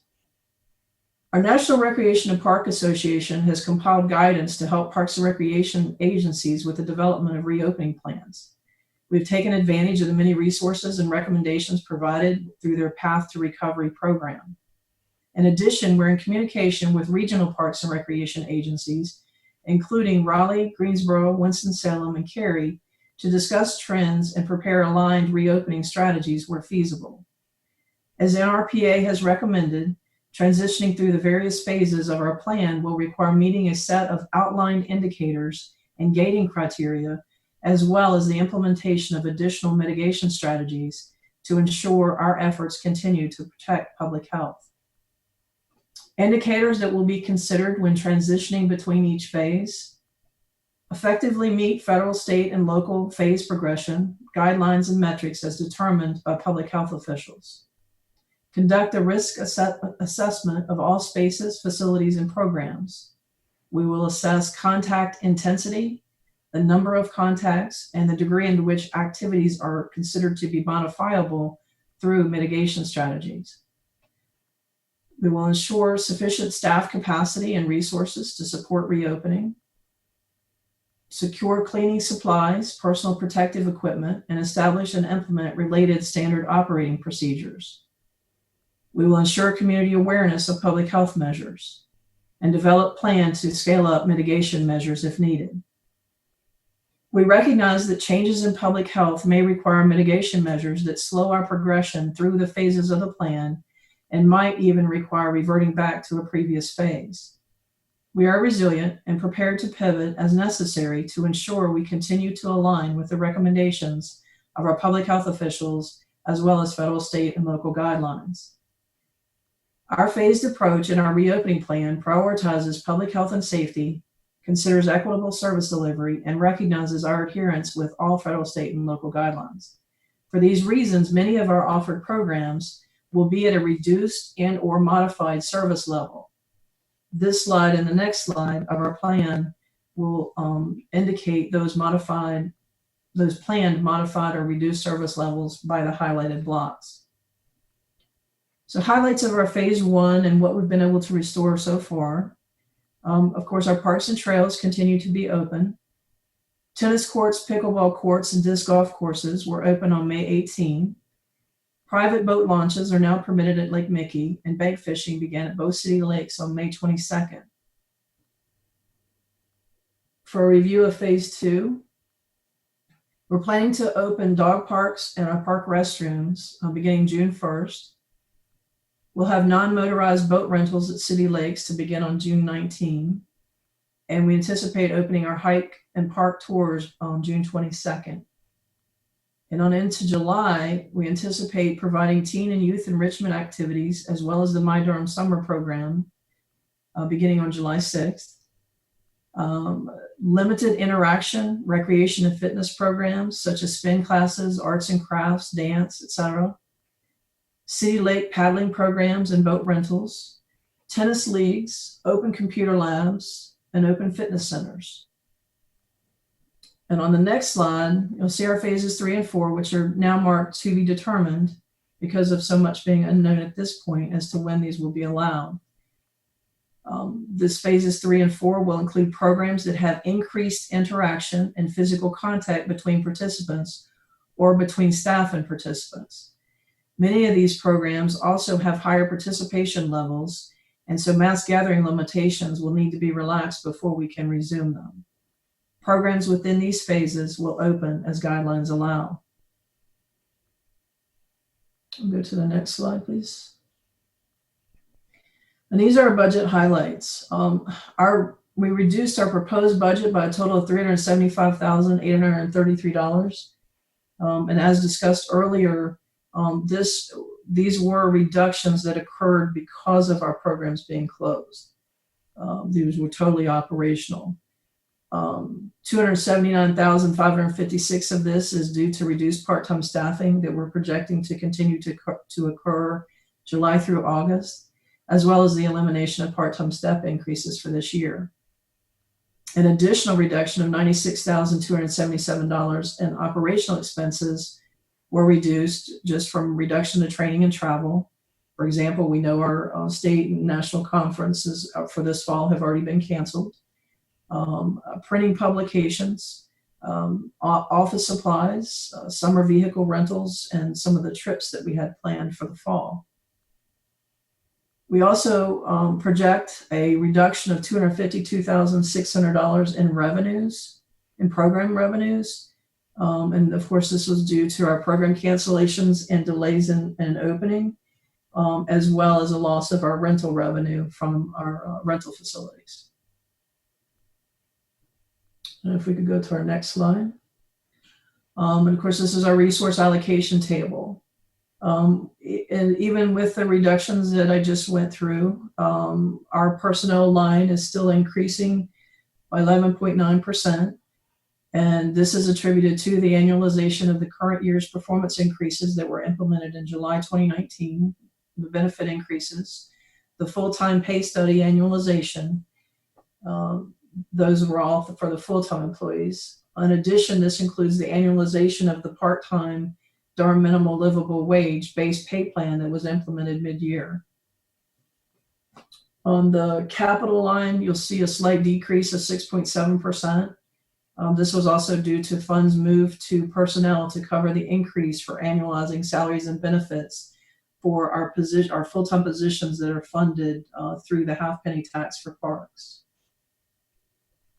And I believe that is my last slide. And so at this point, I'm happy to entertain questions. Great. Thank you so much for your presentation. Your department and all departments have been significantly affected by COVID, but I think Parks and Rec is one of the ones that has seen the most impacts. I just want to thank you for all your work with navigating that and this very well thought out reopening plan that you all have put together. Questions from members of the council? Madam Mayor Pro Tem, if I might. Absolutely. Councilmember Middleton. Thank you so much. And thank you, Joyce. It's good to see you.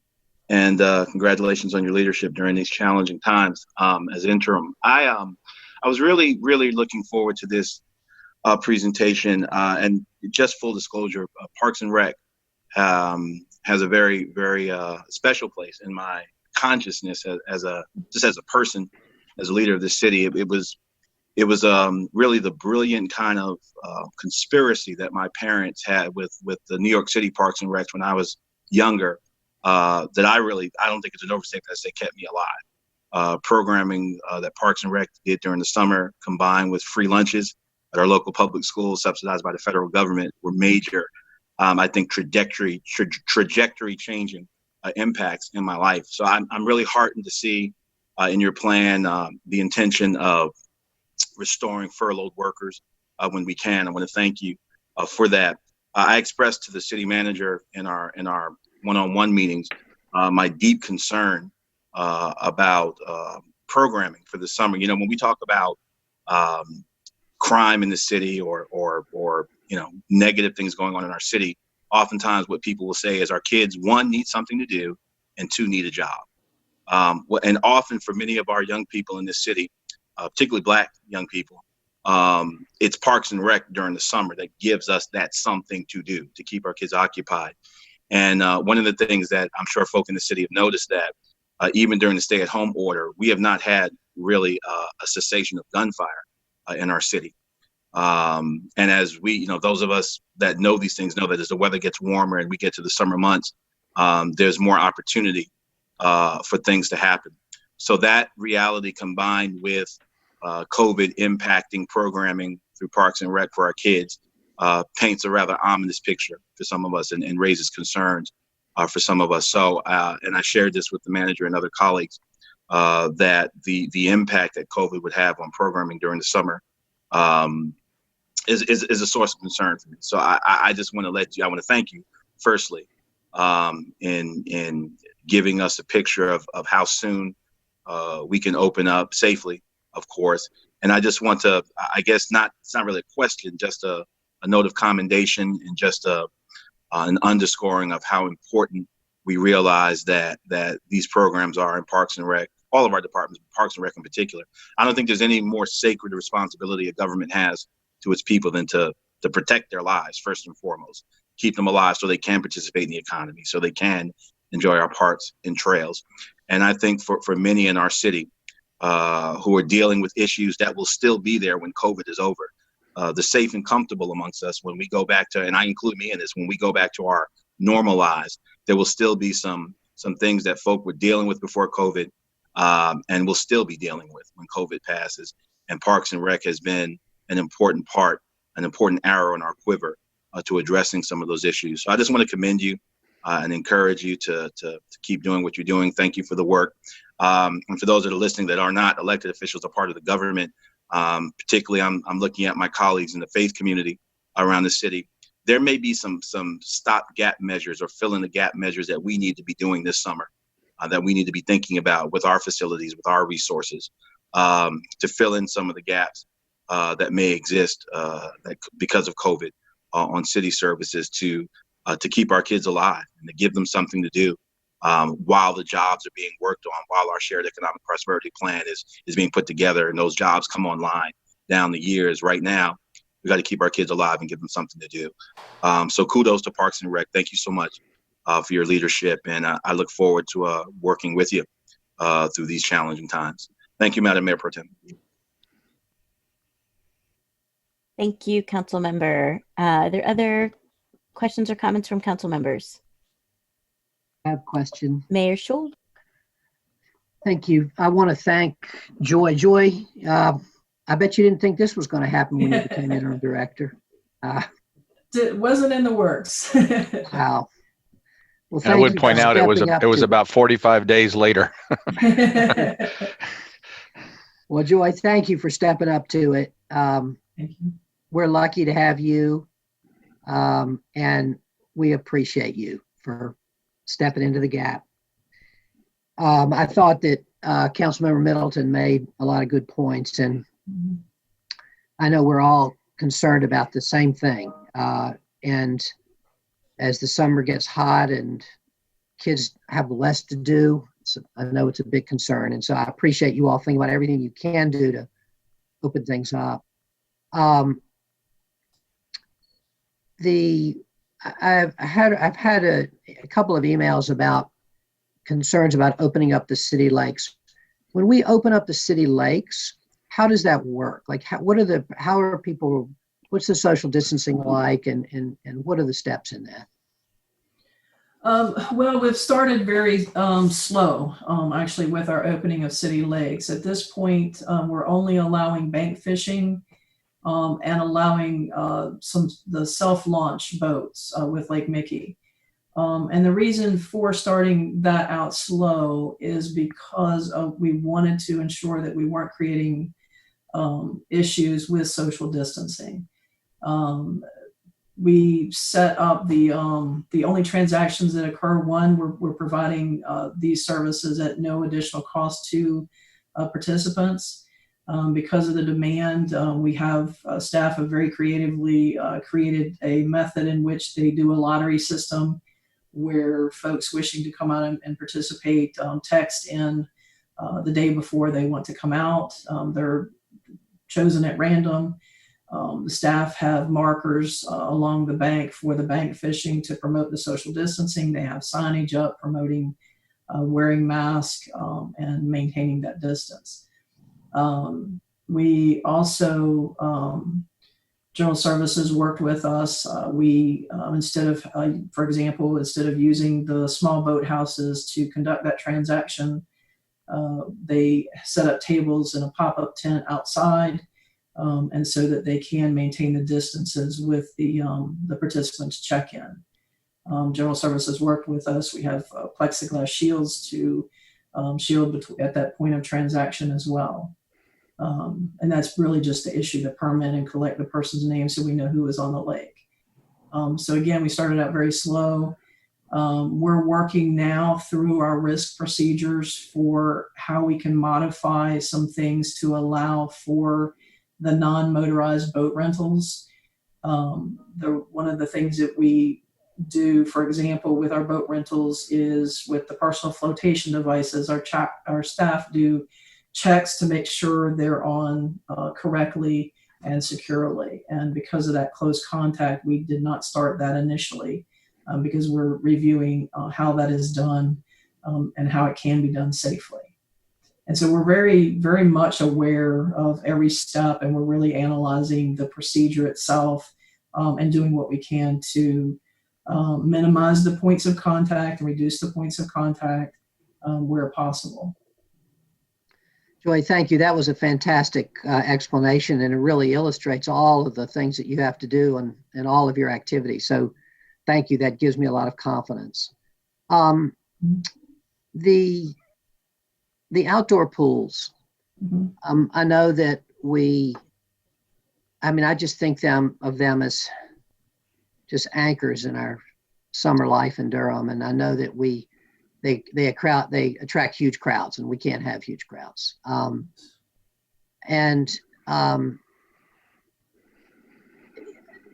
now, our limit on the number of people that can gather outside is 10 for a mass gathering. And so I get why they're closed. I'm hoping that you all can think creatively about ways in which the pools over the summer could be open in very limited ways to small groups of people. It would have to be, I don't even know what it would have to be, but I can imagine, a couple of families in the pool at a time on one end. You'd have a lot of demand. It would be really hard to manage. But I just, I think it would be good to look at what other pools around the city are going to be doing that are starting out this summer.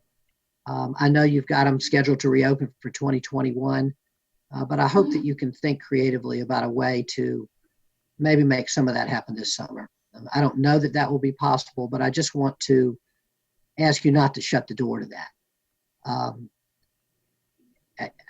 don't want to pretend to know how.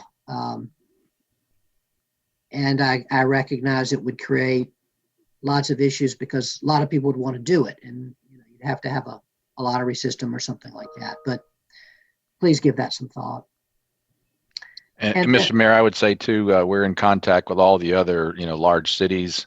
I can, contact with them every week, and I think we're pretty consistent with the realities of pools right now. Greensboro, Raleigh, Winston-Salem, Charlotte. We're all trying to think through that, but you've outlined many of the complications and some impracticalities, particularly in those high demand areas, whether it's what happens in the pools, but also what happens at the gate for people who are waiting to get to the pools.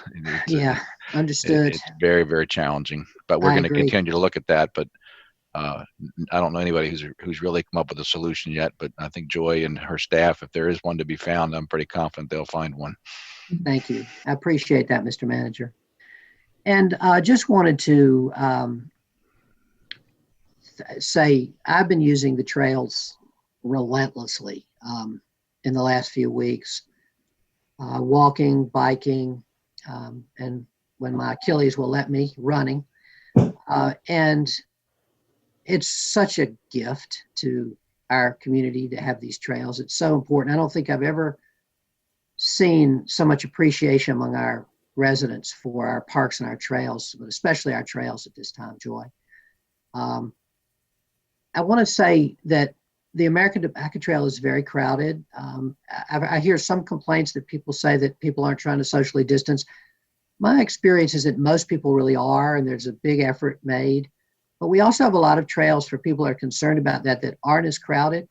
Third Fork Creek Trail, Ellerby Creek Trail, especially Ellerby Creek Trail West Extension, and others of our trails which don't have the crowding. And I just hope that we can push out to our social media and other things to our residents the knowledge of these other trails. It's a great opportunity for us to help people understand how awesome our trails are.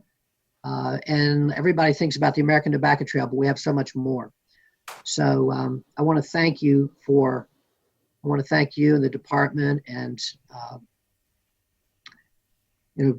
General Services also, and everybody that makes these trails work so well and are such an incredible asset. So thank you. Thank you, Mr. Mayor. Councilmember Reese.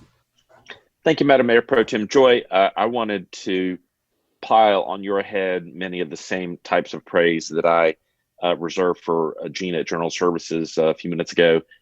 You have really stepped into the breach, and I think very few people could have expected our Parks Department to have responded much better than y'all have done during this incredibly difficult time. Parks and Rec is one of those areas where the rubber really hits the road with a communicable disease like COVID-19, and our response has been so good, and much of the credit belongs to you and your team. So thank you for that.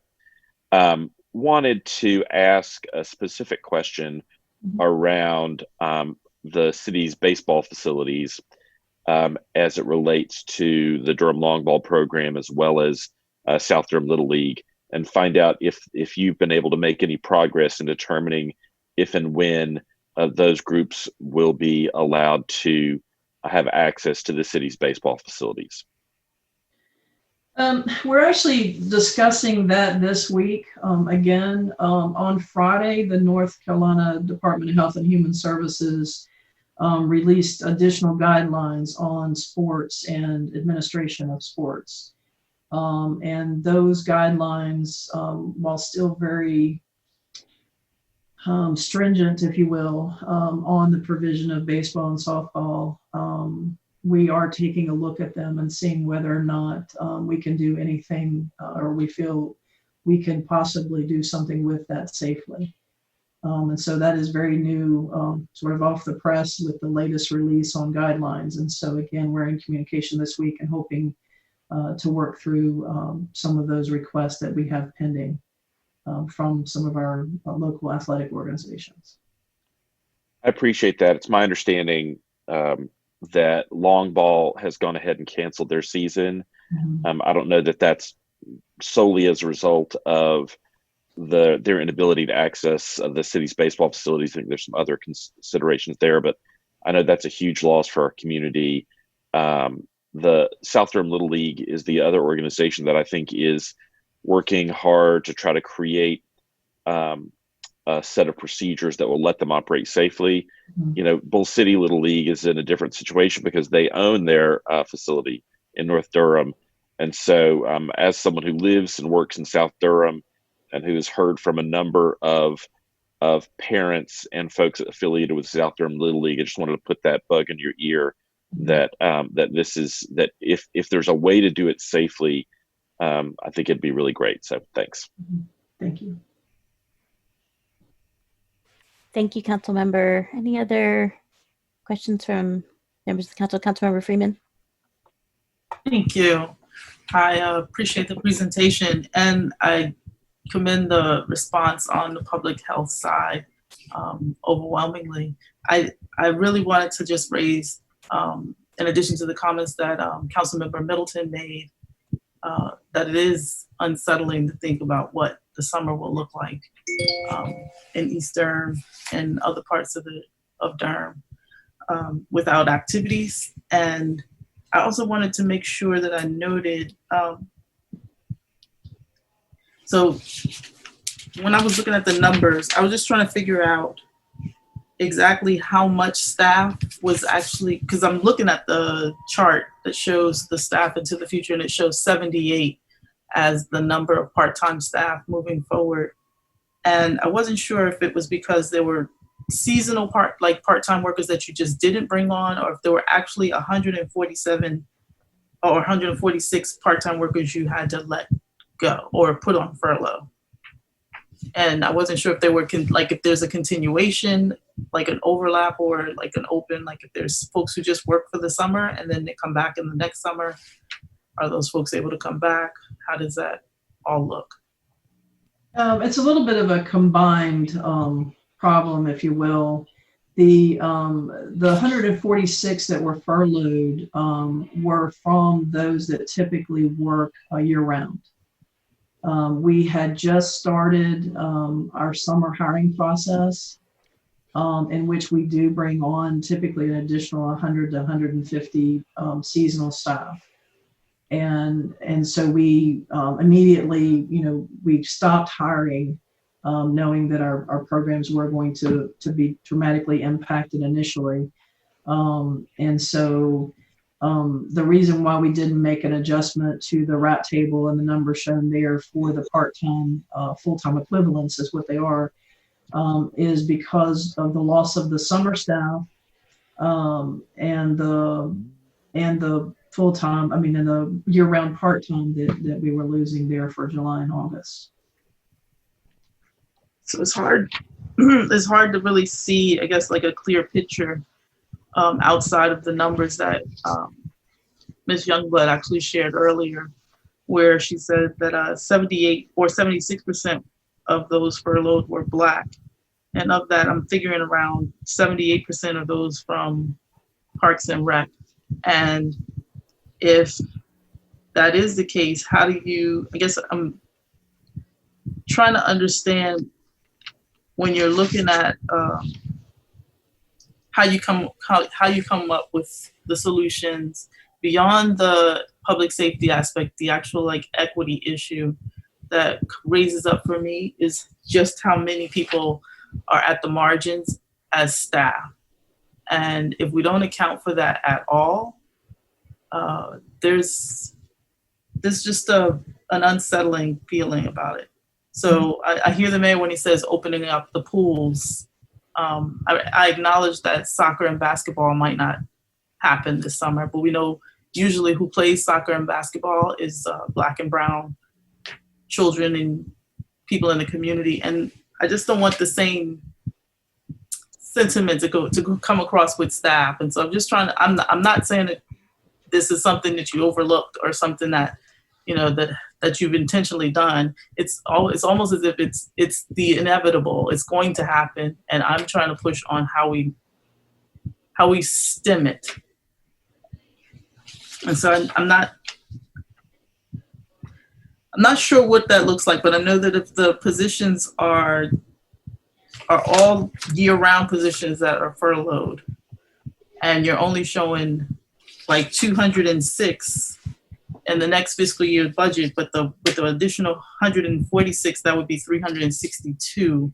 I'm trying to wrap my head around what the logic is and how that unpacks across the year. Because phase 3 and 4 aren't going to be where you bring in 146 new people.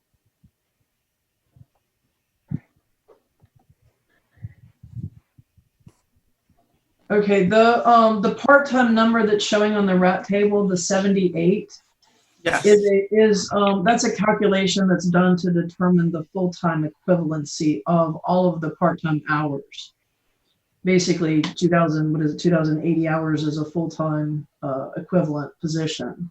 And so when we talk about the 146 part-time staff, those are staff, and I'm trying to look at my numbers here, but those staff were averaging anywhere between 5, most of them averaging anywhere between 5 and 25 hours a week. And so there was a range. One of the first things that we did in working with human resources on the assignment of COVID leave was we had looked back at the past, I think it was 6 months, to determine the average hours that each employee was working per week in order to ensure that the COVID leave was assigned equitably across those employees to ensure that they would have sufficient leave to cover what they would normally earn within a week-long period. And so again, those 146, even there's 146 persons impacted by this, again, their work range was from 5 hours average to 25 hours. But the 78 that you see on the part-time equivalency, and in all honesty, we just did not adjust that. Things were moving very quickly as we were trying to determine the savings that we would have from not having those staff all on board July 1.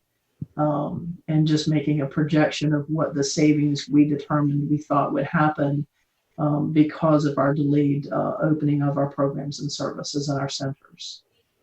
And the staff that had not been furloughed, part-time staff that were not furloughed, were basically, we knew we were going to be opening city lakes earlier. And so we kept our city lake part-time staff on board. We knew we had some of the first things out would also be our park tours and whatnot. And so our historic interpreters, for example, that work at the West Point on the Eno, we left them on board. They were helping prepare research and modified programs so that we could bring those back online. We had some of our, for example, our park gatekeepers that had meaningful work because they were already out in the field and deemed essential to open and close gates each night for our park. That work continued.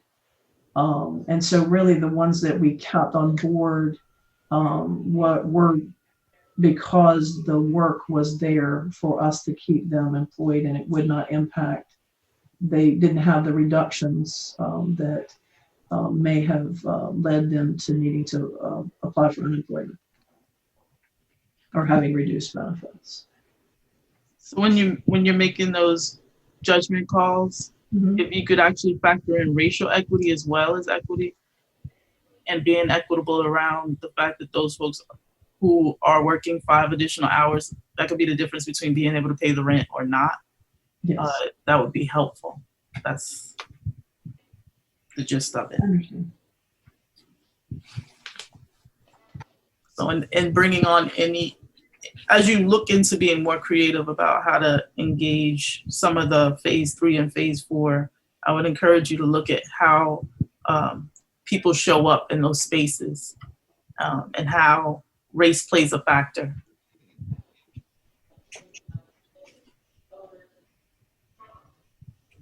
Thank you, Council Member. Thank you. Are there any other questions or comments? All right, thank you so much, Joy, for your presentation and for all of your hard work and in these difficult times. Please pass our appreciation onto your team as well for all the work that they're doing to try to keep our parks and trails up and running as much as possible during this time. Thank you. I will. Thank you so much. Have a great day. You too. Thanks. And I'm going to turn the chair responsibility for this meeting over to Councilmember Reese if he's ready to rock. I was born ready, Madam Mayor Pro Tem. Great. So thanks for the presentation so far. They've been great. Next up is the Department of Transportation with their proposed budget for the upcoming fiscal year. And Sean Egan, our director, is, I see him online. Thanks for being here, Sean, and take it away. All right. Thank you very much, Councilmember Reese and members of the City Council. We really appreciate this opportunity to talk about the work that the Department of Transportation has been doing in response to COVID and how it will impact our work going forward. So we'll walk through a few different items here: our response, our resource allocation tables, and then our proposed budget and some of the impacts of recent changes on the Durham County Transit Plan and on revenues that we received from the North Carolina Department of Transportation. So as we move in, we'll start with our parking. So we ceased our revenue operations in March. We've been working with the restaurant industry and our downtown partners to identify on-street zones that can be used where we repurpose what would be metered spaces to pick up and drop off. And that's worked really well. We've adjusted our security presence and done some increased cleaning and to improve the safety of our facilities and common touch areas. And as was described this morning, we furloughed our part-time parking ambassador staff. In transit, we've experienced relatively high ridership. We're at about 60% of our normal ridership when other systems are down in the 10 to 20% range. So in March, we implemented an end of service at 9:30 p.m. And we suspended certain trips. We were operating around 80%. We, at the beginning of May, due to limited staff availability, we were down at about 50% of our service with a standard Sunday schedule. And we've added service across a series of routes, and that went into effect on May 18th. And so we're now operating at about 70% of our normally scheduled service. And those service levels are really driven by our staff availability. So as we've talked about before, staff have commitments to their families and have health concerns and concerns about exposure to coronavirus. And so that's kept certain staff members from being able to report to work as they normally would. So we are working very hard to recruit additional staff. One of the things that we are looking at, for example, is where we had part-time staff who are parking ambassadors, could we offer them part-time opportunities in the Go Durham system as a way to bring those furloughed employees back into employment, and then also to address the staff shortages that we're seeing in our transit system. So we're really trying to think comprehensively about these issues and how we can, take care of the employees who are impacted by the furloughs and also address our staffing needs for transit. So we've implemented a 16 passenger limit on the vehicles and identified seats that are that should be used, but we continue to be concerned about crowding and social distancing. So we're looking at things like having the windows open in the buses as much as possible to increase airflow and circulation. And any good idea that comes along, we're willing to try it, and we're attentive to what our peers are doing and trying to learn any steps that we can take to reduce the risk exposure to our riders and our staff.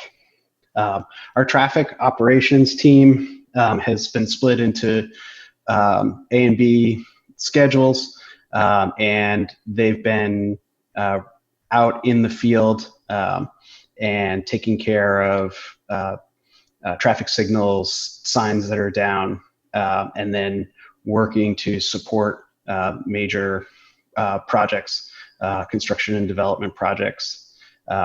One of the things that we're not able to do right now is data collection because of the unusual circumstances that we're in right now. We don't think that data collection in this time would be meaningful for making decisions about traffic operations during normal times. And some of our heavy duty long line pavement, for example, has been suspended as we work through the procedures to be able to conduct that work safely. In terms of our transportation services, most of our planning and engineering staff are maintaining services while working remotely. We're conducting development review digitally. We're holding our MPO board meetings. There's a technical committee meeting this morning. Those are proceeding virtually. We're seeing some increases in service requests from residents.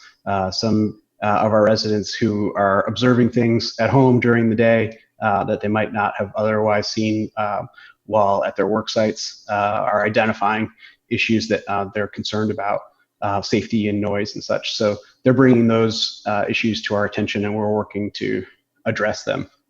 One of the tools that we would typically use to address those concerns is studies, but those are, as I said, suspended for right now. So as we look ahead to the next fiscal year, we're looking to return parking operations to gates down revenue operations next week on Monday.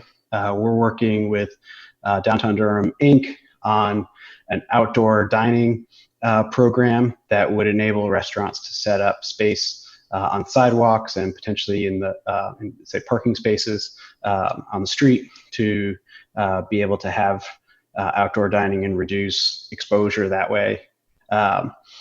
And we're working on evaluating the timing and the appropriate market demand for special events and evening parking ambassador services, and we'll be doing that in consultation with the Renewal and Recovery Task Force.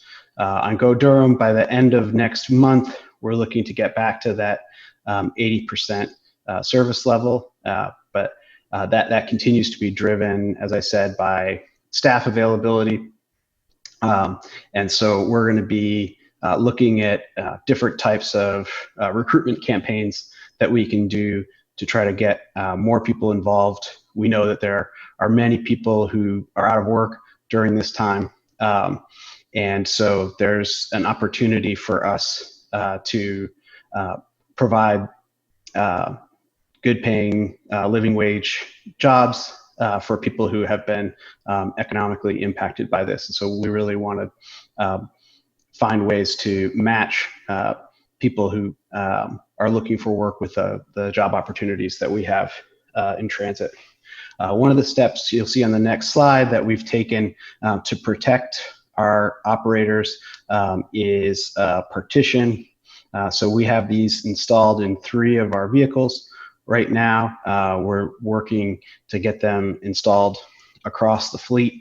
We did an initial installation of 2 and got feedback from the operators. The feedback was very positive that we did receive. So they see the value and they appreciate the additional protection that is afforded by this barrier. So that's an example of one of the things that you could see with our service that is an improvement for better COVID protection. In terms of our operations and services for next year, we're looking to get back up to full service levels as we can do so safely, so we can take on some of those larger projects like the pavement marking projects.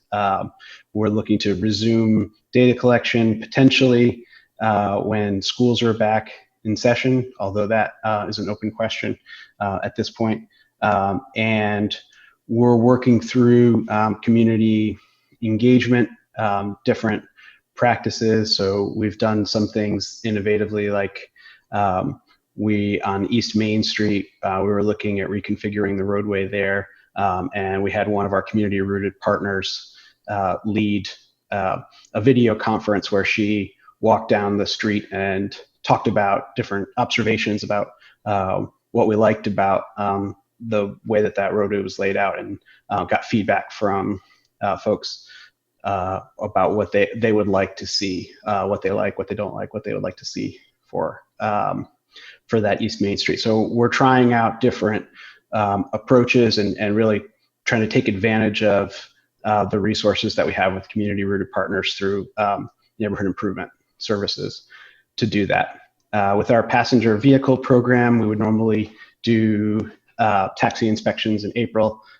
We were working with fleet management to conduct those in August. And our Bloomberg Mayor's Challenge is working with the budget management services on doing analysis of telework, what we're learning from the telework deployment that we've done in the city. We're doing some surveys, and then how we can use that to inform policymaking and encourage telework going forward. within the city and then throughout our community.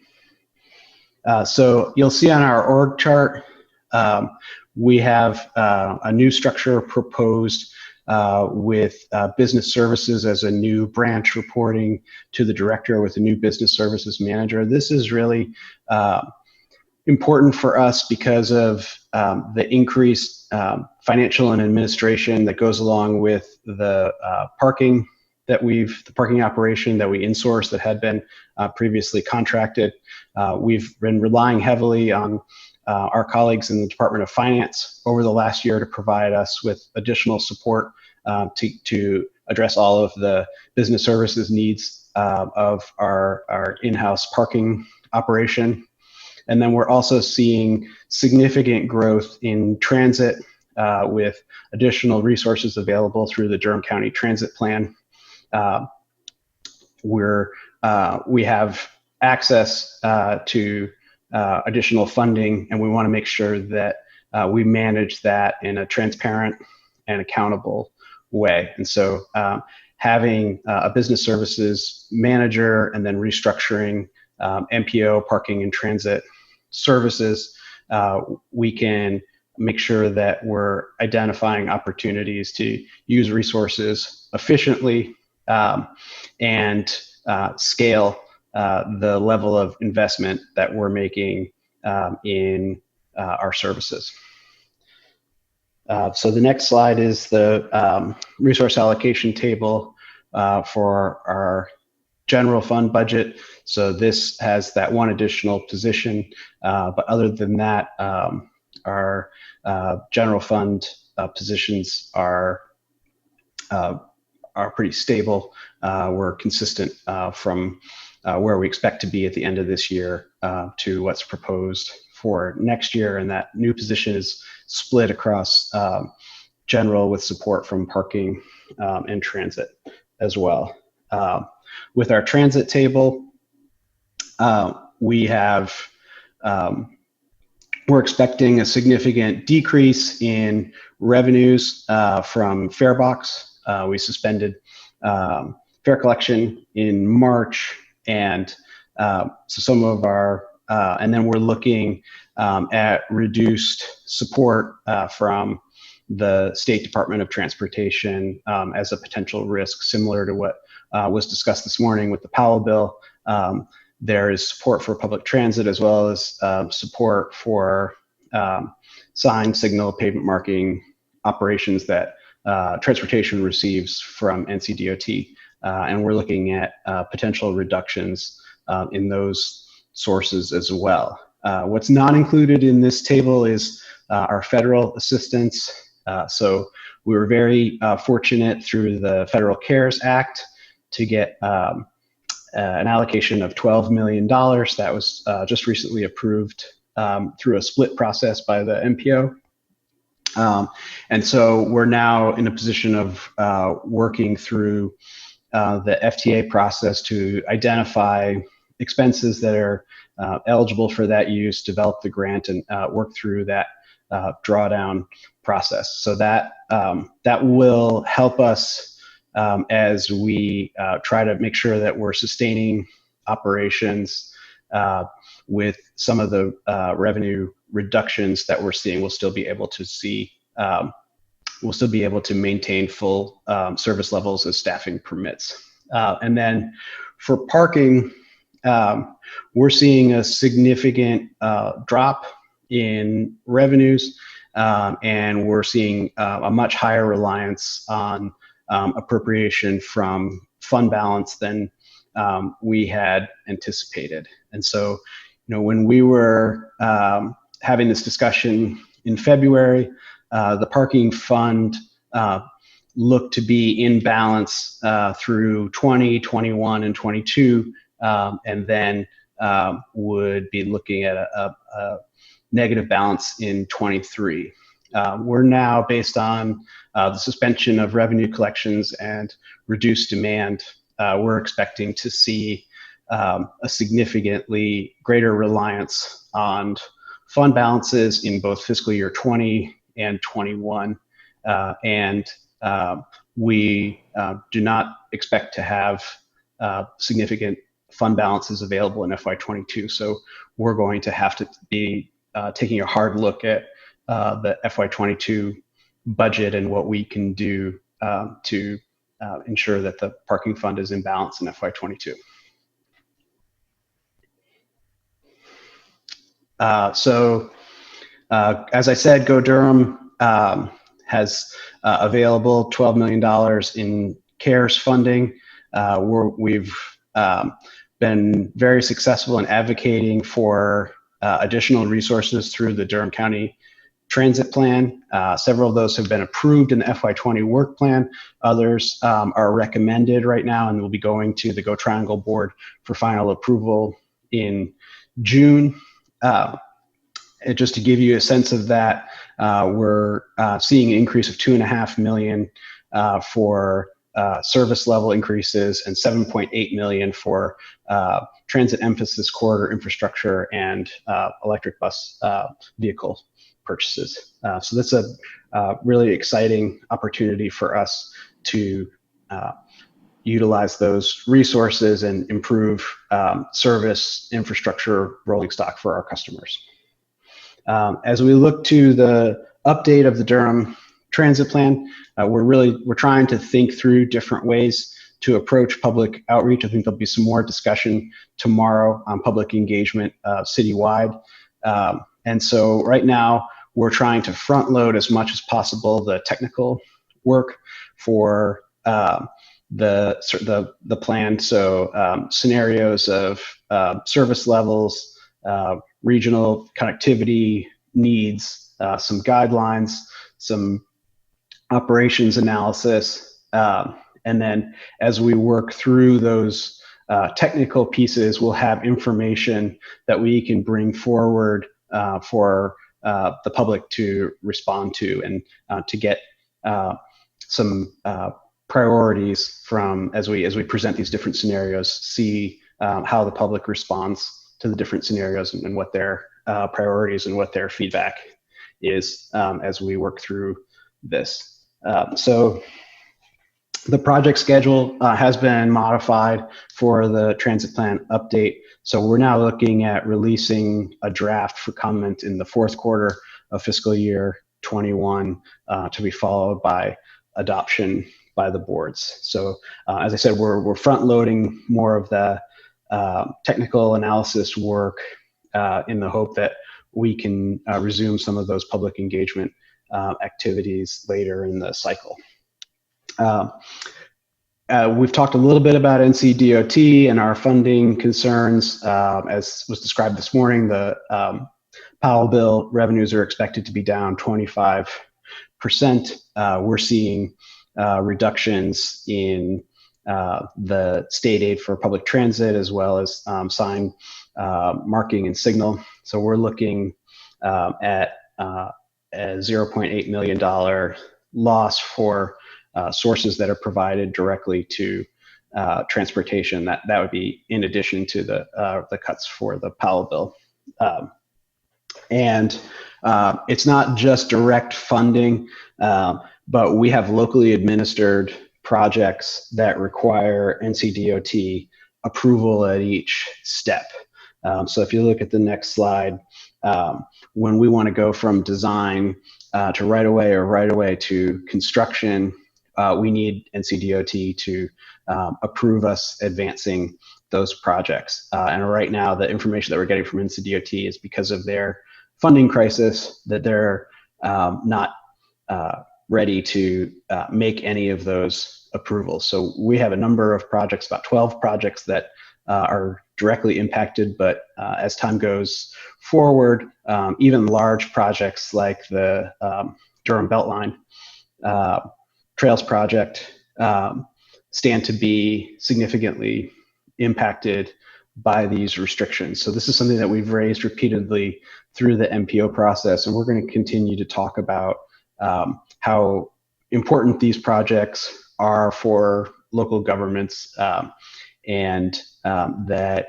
there really should be a priority as funding is available at NCDOT, that these projects should be prioritized if we have funding identified and we don't use it, it could lead to a loss in those federal funds if they're not utilized timely. And so we're also working with Public Works and General Services on our work plans for the next year and throughout the CIP to see how these delays will impact their work plans.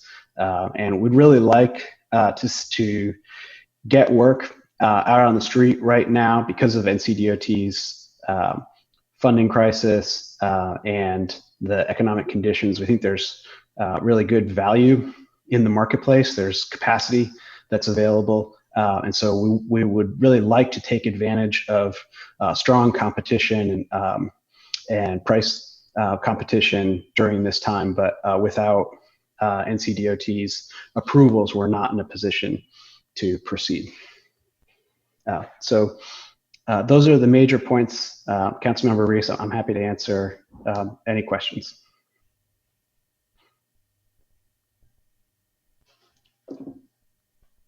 Sorry, I couldn't find my mute button, but I've got it now. Thank you, Sean. That was really great and detailed.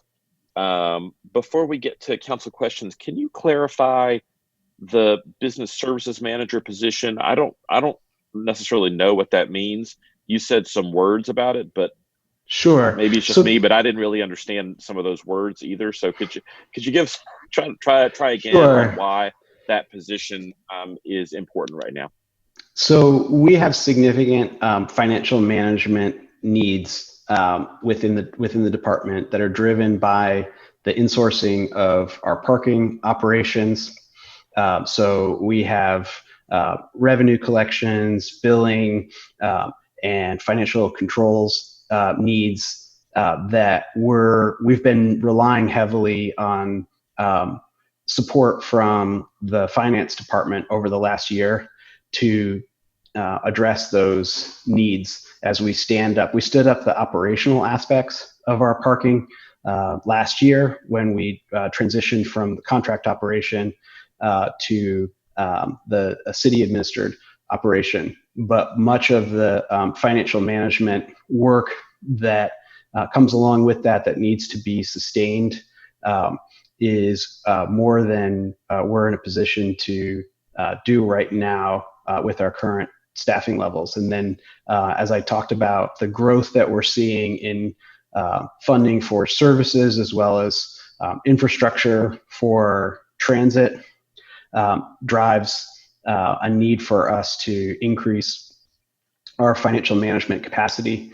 We have significant reporting work that we need to do and significant compliance work that we need to do. We have more procurements, more contracts to manage as a result of these additional resources. And so the business services manager in this structure puts us in a position to support these additional financial procurement and other administrative work that is needed to advance these services. John, is there any possibility that CARES funding can support that position because of the additional requirements?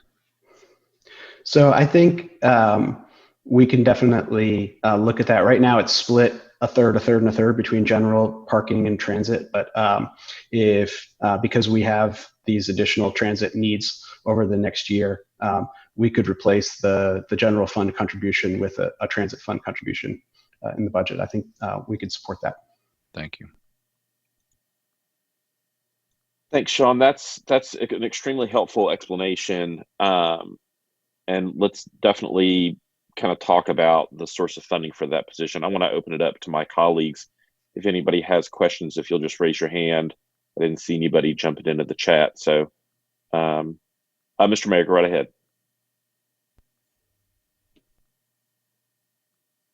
Thank you very much, Councilmember, and thank you, Sean. We've seemed like we got all the new directors up today. Figure we'd torture them early, I guess, Tom, right? We really appreciate you. And you've also just really done a great job taking hold of all the various, the department has so much variety. I don't know if we have any other department, maybe a couple, but that have the variety that you do. I want to thank you for the support for the outdoor dining downtown. I've heard a lot of great compliments from the folks from Downtown Durham Incorporated and others about Thomas Leathers and other people in your department have been working with them to try to make the downtown outdoor dining work. And I'm excited about that. I think that's great.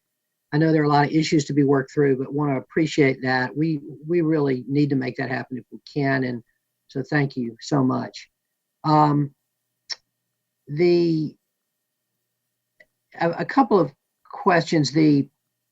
One other thing before my questions, and I want to applaud your leadership on the way the transit plan has turned out, the county transit plan. I know you really did a great job advocating for the transit emphasis corridors and our capital needs, and it's really great to see. And I want to thank our county commission colleagues and the Go Triangle staff and board for supporting that, but especially to you, Sean, for having a great plan in place. It's getting funded. It's a big advance especially for our transit riders. It's huge. So we've received a lot of comment and about the idea at this time of trying to create what our bicycle and pedestrian advocates are calling slow streets. That's one of my questions. I wanted to know if you could comment on that. Well, why don't you start with that? I have just a couple others that I guess are kind of unrelated to that. Sure. So I've had some good discussions with advocates at Bike Durham, for example, and I've read a lot of the requests that we've gotten from citizens, and we're really interested in advancing a slow streets program here, but we really want it to be done in a way that engages the communities where this would be implemented. So right now we're working at developing information that we can use for outreach to the communities and neighbors who would be directly impacted by this, and try to build understanding and build support for the slow streets concept so that when it's implemented, it can be sustained. And there's an understanding of why it's important, how it improves safety, and that it's going to change neighborhoods. And we want to make sure that people are prepared for that, and that if they have concerns, that we've addressed those. So we're working on that outreach piece right now. And once we've identified, and we also think there's a role for neighborhoods to help us with some of the quality control issues, to be our eyes and ears in many respects. And that's one of the comments that we've gotten from the advocacy community, is that the neighbors are ready to play that role.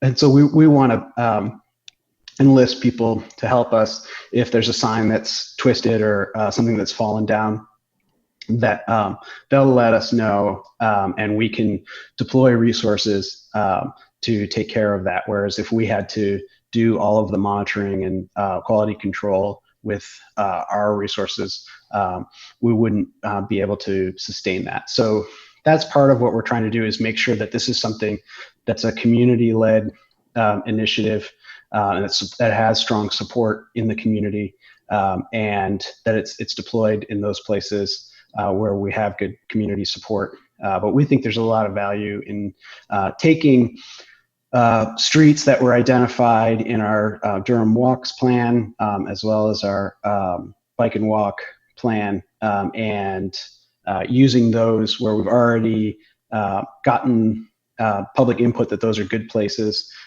for walking and bicycling, that we build upon that framework and implement some measures that can help us slow streets and improve safety in those areas. But we really do want it to be a community-led initiative. I think that's a fantastic approach. I really appreciate that. And I also think that will help us with the equity as our program goes forward. So thank you. I've heard, I had a discussion, a Zoom discussion with a paratransit employee who was concerned about the safety of their PPE. Can you talk about that, or how do we feel about the quality of the PPE that we have for our transit employees?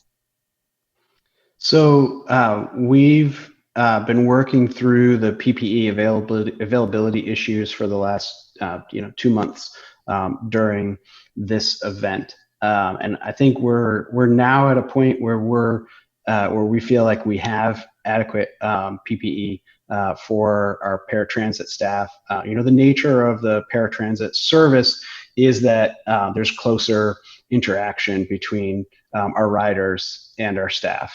And so we really want to make sure that we're doing everything that we can to make PPE available not only to our operators, but also to the extent that it's medically feasible to our riders so that they can protect each other through this. So that's one of the things that we're working through right now is the availability of masks and face coverings where we can make them available to paratransit riders. So that provides an additional layer of protection for our operations staff. But I'd be happy to look into any specific questions or concerns. Thank you very much. And then my last question is, do you know, what is your sense of the percentage, a range or a good estimate or a guess would be fine here, Sean, in terms of our people riding our transit system, the fixed routes, what would you say the percentage of people who are wearing a face covering is, and how would you go about quantifying the need for face coverings for our transit riders that are not covering? Just thinking about, one of the things we're trying to think about is what is our total kind of community need going forward for face coverings? And one of our, real vulnerable populations, of course, is our transit riders. So do you have any thoughts to offer on that? So I can say that we've had regular discussions with some of the nonprofit groups that have been making masks and other face coverings available to our riders at Durham Station. And that's something that we're really we're pleased that the community is stepping forward. I was also really glad to see at the work session last week the discussion of the county-led effort to make additional face coverings available, and your advocacy, Mr. Mayor, for making sure that those become available to our transit riders. Right now, we're seeing relatively low adoption of masks and face coverings. So I've heard in some cases less than half, in other cases maybe 10% of our riders are using masks or other face coverings. So I think the availability of the face coverings is really important, but then also supporting that with the right information for our customers. So we've been doing onboard announcements, for example, letting people know how important it is to wear face coverings. We've also done some videos with our operations staff talking about how important it is that we use masks and face coverings to protect each other. But we're very aware that we're not having as strong of adoption of that as we would like to see. And I think availability is one piece of it, but also that educational piece is going to be really important, making sure people understand that this is a service that we share together, and that our continued ability to share it relies on us looking out for each other and wearing masks to protect each other. So that's part of the effort that we're still trying to work through from the communications front. We have a new communication staff person at Durham who just started last week. So that's been kind of top of the order for for that work is trying to increase that that education to go along with the availability of equipment. Thank you. Thank you, Councilmember Reese, and thank you, Sean. Who else? Councilmember Middleton, go right ahead. Thank you, Chairman Reese. And thank you, Sean. I appreciate you being here. I want to say that I really I'm not only impressed with the incredible amount of experience and skill set you brought to your job, but your temperament as well. And we've been becoming quite good friends as you've been helping me address a number of constituent concerns around the city. So I want to thank you for your patience with me and your partnership with me in those matters. The mayor already asked one of my two questions, so this will be really short. And I want to thank the mayor for bringing up the face mask issue and how good our penetration was in terms of riders riding them. I did want to ask also about any sanitation protocols that we're employing when our buses are offline, if any at all, if you had any insight into that. Sure. So we've increased our sanitation protocols. One of the biggest steps that we've taken is the deployment of a disinfecting fogger. So at the end of the day, when the bus returns to the depot, it has a disinfecting fogger that coats every surface on the vehicle. And that's been a new step that we've implemented this year, since COVID, since March, in order to try to reach some surfaces that wouldn't be reached with a typical cleaning. But we've also increased our cleaning frequency and then also stepped up. So at Durham Station, for example, we have now hourly cleanings of our most frequently touched surfaces like doorknobs and elevators and such. So we're working, and there's more information about that available at Go Durham Transit. So we're working to address needs in our fleet as well as in our facilities to try to protect our riders and our staff. Do you know if that applies also to our paratransit vehicles or any supplemental vehicles we're employing? Yeah, my understanding is that we're using the foggers for the paratransit vehicles as well. All right. Thank you. That's all my questions. Thank you, Chair. Thank you, Councilmember Middleton. Councilmember Freeman, I believe you're next in line.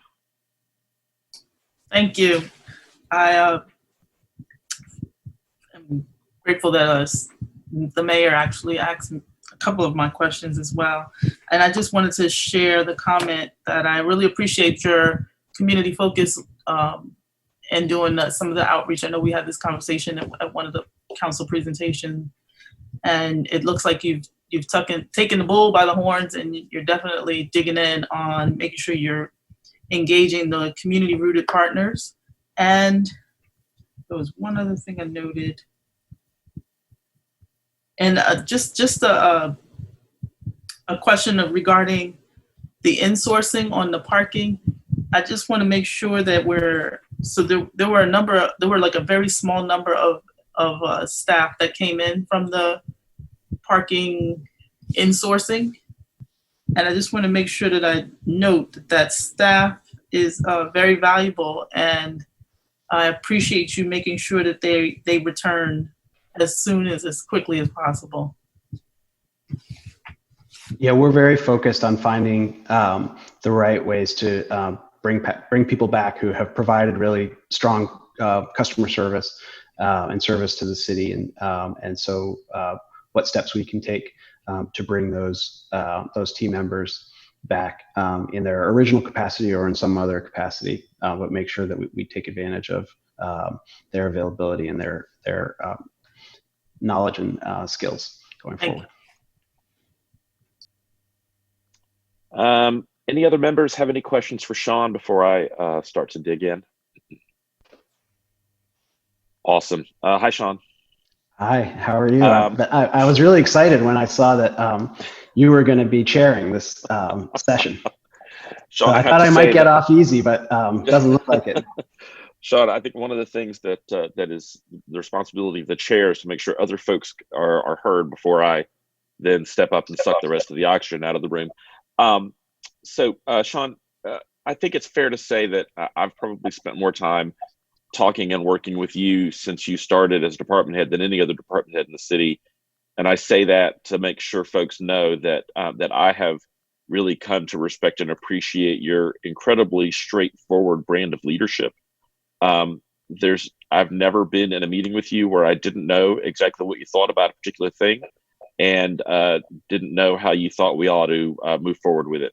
And that is amazing, and the kind of leadership that I think we need more of everywhere in our country. I think one of the I've got a couple of sets of questions, but maybe my biggest question is about the parking fund. As you pointed out, over this year and the upcoming fiscal year, we're looking to use something in the neighborhood of $7.2 million out of fund balance to keep the parking fund solvent. You addressed in your presentation the need to really bear down on parking operations as we move through this fiscal year and planning for the next fiscal year. But I wonder if you could give me just a little bit more color about what that might look like.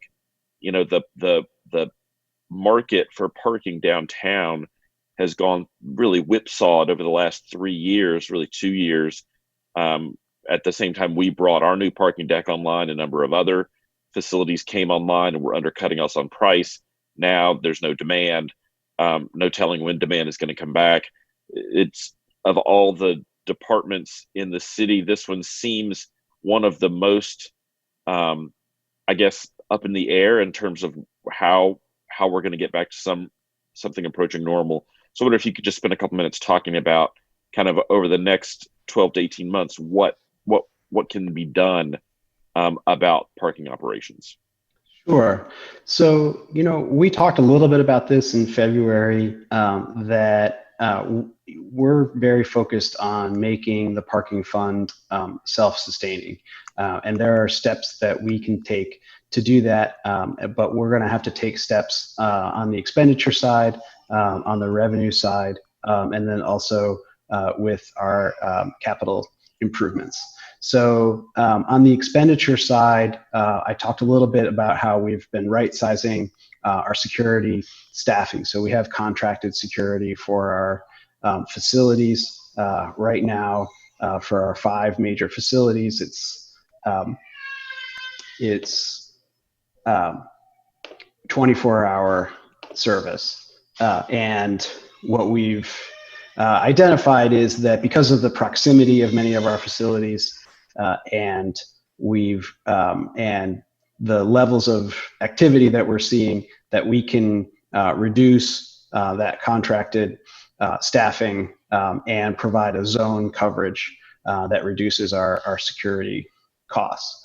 There continue to be concerns from some of the downtown businesses about security, but we think that by having more of a zone coverage model, we can maintain security and also right size our expenses. On the revenue side, we've also got proposed changes where we'd be increasing our hourly parking fees by 25 cents in fiscal year 21, and then we'd be coming to increase our monthly parking fees in fiscal year 22.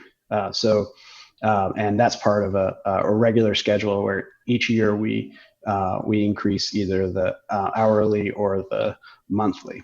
But as you said, the market has changed pretty dramatically for us.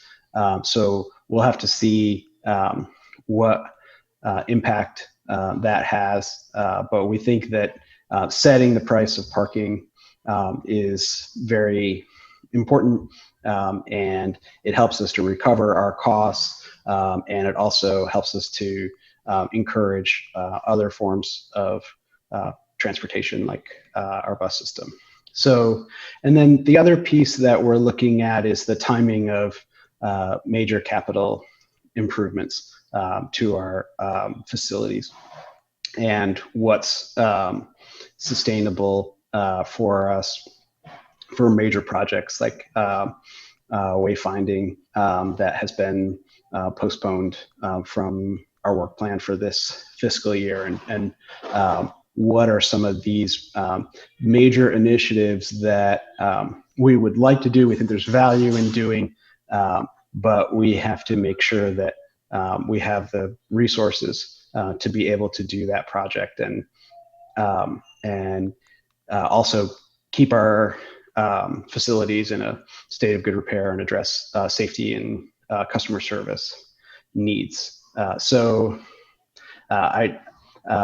I think we need to focus, if we just focus on expenses or revenues or capital, no one of those is going to solve this problem for us. But I think looking across the board at all three of those and understanding the market forces at work here, that we can work through and develop some scenarios and solutions to carry us forward.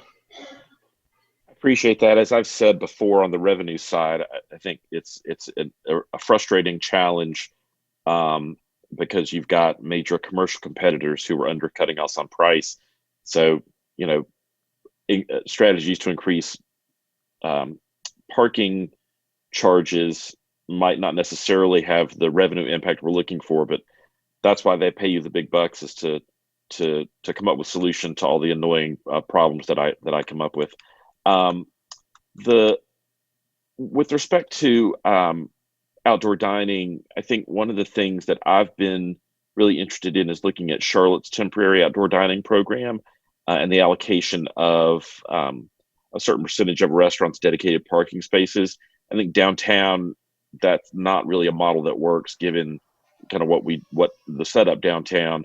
And I really appreciate you working with downtown businesses and restaurants, who many of the restaurants are kind of surviving to the extent they are on the drive up takeout service, and the city's quick response at the beginning of the COVID-19 crisis to open up our on-street parking program to that kind of drive up pickup was really fantastic. And I've shared that with folks actually around the country as kind of a model for what might happen. So I appreciated that. Appreciate your work with them. But I think in terms of outside the downtown core, I think we might think about looking at Charlotte's program. I'm not sure that's necessarily a transportation issue, so maybe this is more directed at the city manager, to have folks take a look at what Charlotte has done and kind of the program that they've developed, and see if something like that might work for us outside of the downtown core. The only other question I had was, to appreciate your conversations with cycling and pedestrian advocates around slow streets. The city and our community has done a lot of work around identifying streets in Durham that are good candidates for whatever we wanted to call them. At one point, they were bike boulevards, and there's lots of other incarnations of that. But I think those are great candidates to move forward with the participation of our community partners, and I appreciate your growing partnership with them as we try to make that work. I think, as the mayor said when we're in the DPR conversation, I haven't seen huge crowds on sidewalks and streets and whatnot, but I know that there are places where that is happening. And I think whatever we can do to create new spaces for folks, one of the things that I've been floored by is that when the governor opened up our state parks, I want to say a week and a half ago, maybe, they are still, they are just jam-packed. And I get these notifications periodically from the state parks department that tells me when the parking lots at various state parks get to capacity. And they're often at like 9 a.m., 9:30 a.m. I think that just points to the desire that folks have to be out and about. And I think we all know that transmission risks are much lower for the coronavirus in outdoor settings, although not completely eliminated. So all that is by way of saying thank you for having those conversations, and would love to hear more about what happens with that as we move forward. And again, those don't have to be big permanent installations. We've even seen a community do a kind of a renegade rogue street slowdown that I went and walked through and took pictures of a couple, 3 weeks ago. Not necessarily recommending that as something that more neighborhoods ought to do, but more pointing out that these don't have to be big, expensive permanent installations, that we can do some things pretty cheaply and quickly that really increase folks' quality of life in some of our neighborhoods. So just wanted to keep make a plug for that as well. And just wanted to echo what the mayor said about your success in advocating for new funding through the Durham County Transit Fund. That's been something that you and I have been working on for a while. Really happy to see that get through the MPO vote, I guess it was last week, and looking forward to seeing those projects move forward. Really appreciate your vision, especially on the corridor improvements to making sure that transit can move more smoothly, more on-time service. That's really important. And also, thanks for ratcheting up service levels whenever we can, when we have the staffing for it, because obviously, as you said, our ridership has gone down much less than really any other jurisdiction that I've heard about, and keeping that service up and running is really important. Okay, that's so thanks. Did my rambling trigger any more questions with my colleagues? I know it may have triggered some boredom, but maybe questions. Councilmember Freeman, go right ahead.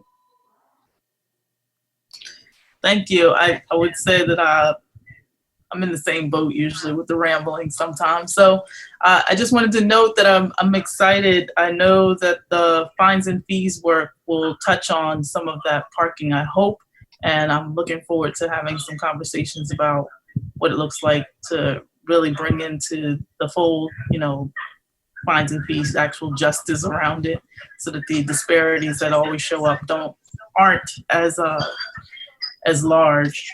I'm sorry.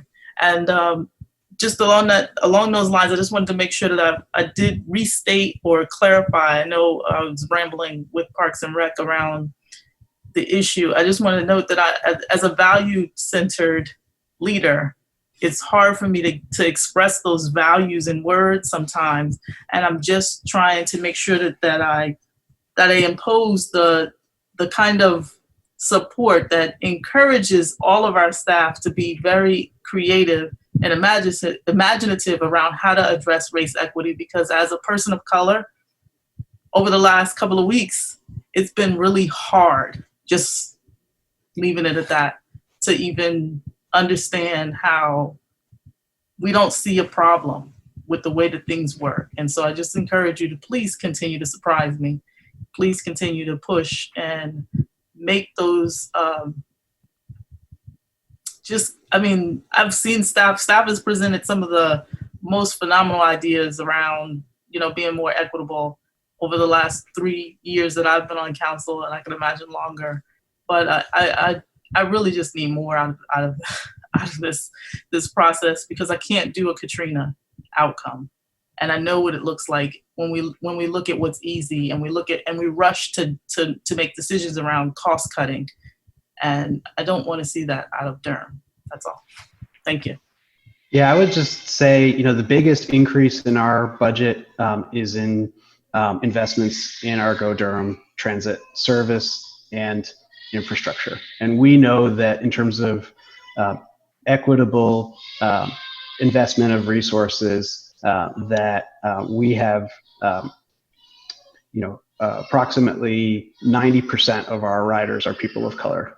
And so when we talk about racial equity and how we can direct resources and make investments that disproportionately benefit communities of color, that the types of investments that we're able to make, and the big increases that you're seeing in investments in transit service and infrastructure, are disproportionately benefiting communities of color. And we're going to continue to advocate for even more and greater resources for our local transit service and infrastructure along those lines, and as the really a really focused way to address the equity needs and to share the economic prosperity of our community.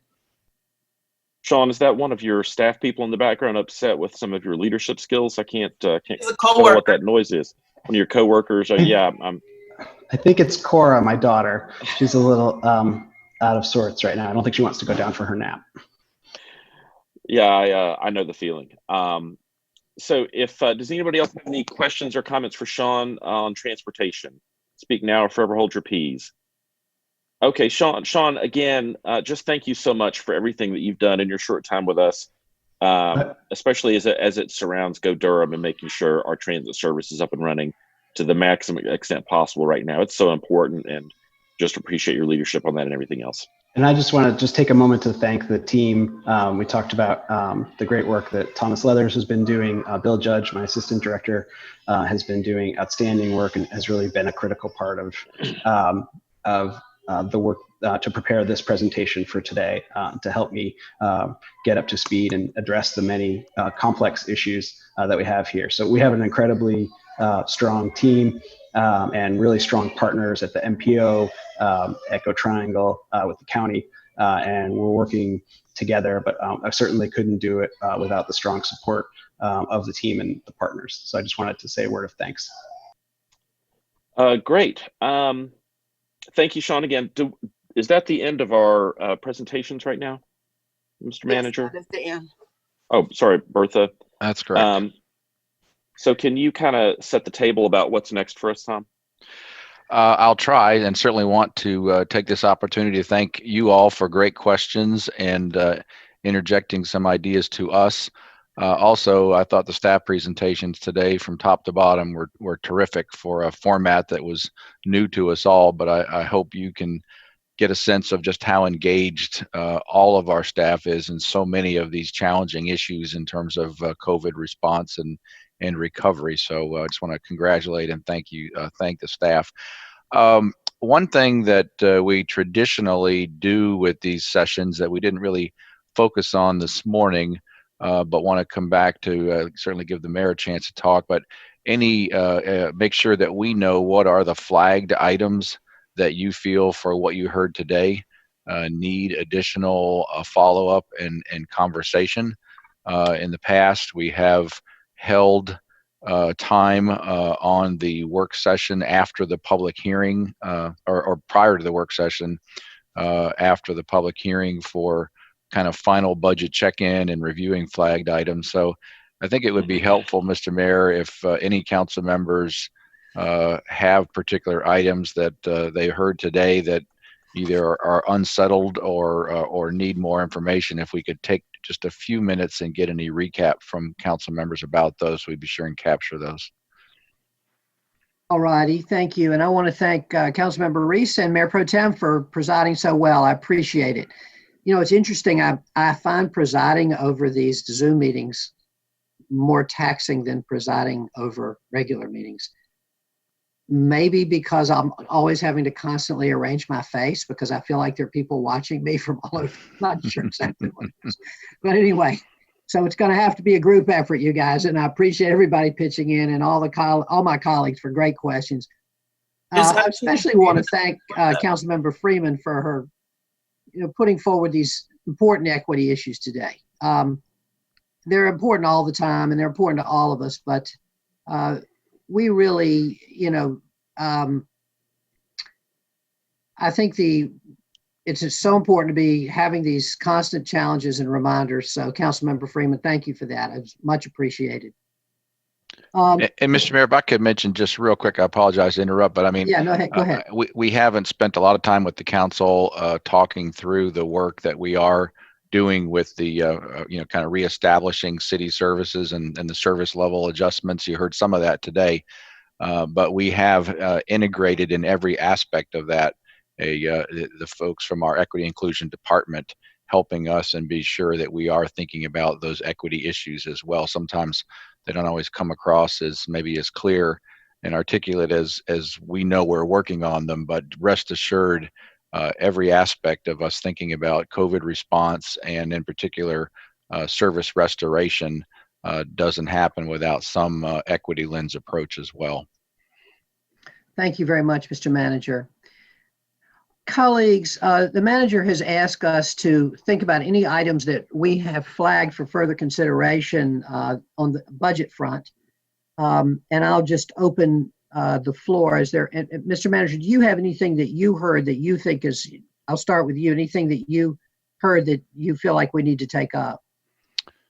Well, I think there were some questions in Parks and Recreation potentially that council members had questions about staffing. Hopefully we've clarified those.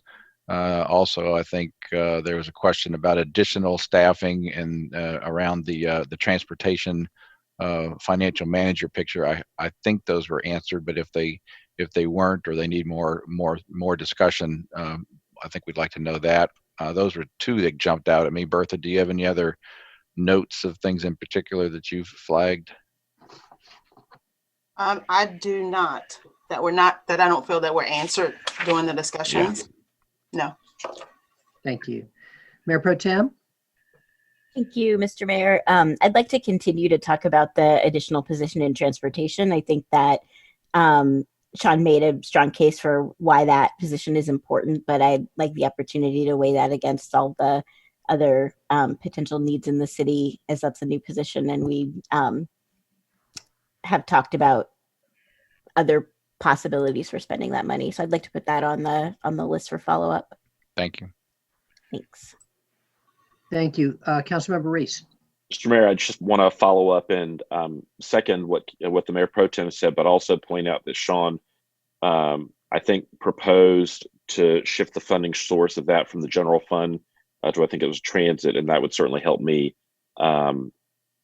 when it comes to that particular position. So I just wanted to put that out there as well. Thank you. Councilmember Caballero. And that some of that could come potentially from the CARES money, correct? And not just from the general fund, that distribution, because it was a third, and that distribution could be reevaluated moving forward. Correct. Thank you. I have my transportation questions were answered. I do want to know a little bit more around with Parks and Rec, just kind of the breakdown, because it was really helpful to hear that explanation of the part-time workers being from anywhere from 5 to 25 hours, and just to understand more, I guess, percentages of how many folks were at 25 hours versus 5 hours. So, and that can be provided in an email, but just more of those workforce statistics would be super helpful. Thank you. Thank you, colleagues. Others? Councilmember Middleton. Thank you, Mr. Mayor. And let me add my thanks to Charlie, Jillian, for a great job in presiding today over their respective parts of the agenda. Strong team we got. I did want to just remind staff, I think we said we would get a specific written listing of the specific job titles that were furloughed. Regina did give us a great verbal rundown, but I think we said we would be getting a written copy of that, the specific job titles that were furloughed. So I look forward to that. Thank you. Thank you. Thank you. Anything else anybody wants to flag? All right. Thank you. Mr. Manager, Ms. Johnson, I believe we're at the end of our agenda. Is there either of you all have any comments to add on? I'll then ask if my colleagues have anything to add as well. Mr. Manager, do you all have anything? No, other than to say that we'll be back at it tomorrow morning at 10 o'clock. We had a very productive day, I think, and we've got a lot of other departments that have important issues to present and discuss tomorrow. So we will, block the time up till 2 o'clock, but hopefully, as we've been efficient today, move through the process and be able to conclude in a reasonable time. But that's all I have right now. Thank you very much. Ms. Johnson. Just a reminder that the presentations and other budget documents are on our website, and that you will receive a separate and different link for tomorrow's meeting tomorrow morning. And then also some additional information I think is still forthcoming from a couple departments, right, Bertha? There's one presentation to still come, the engagement presentation, which we will send out today.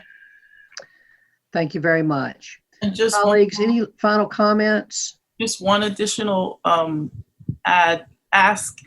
The way that the transportation department had their breakdown of staff, that would be actually helpful to see for Parks and Rec, because it's not just who was furloughed, it's actually who was kept. So who actually continued on working, like what that looked like, that would be helpful. I think you mean the chart, the staff chart. Yes, the org chart. Yeah, the org chart. Yeah, it's a little more complex in Parks and Recreation just because the number of positions, but we'll try to think of a way to describe that. Even if it's just paired with the one we had last year, with like 3 separate documents of what we had last year, what we have this year, and then just those numbers that Councilmember Middleton mentioned. Yeah, it would be the part-time piece would be hard because the part-time position wouldn't show up on the org chart, but we can figure out a way to get that information to you in a different way. All right.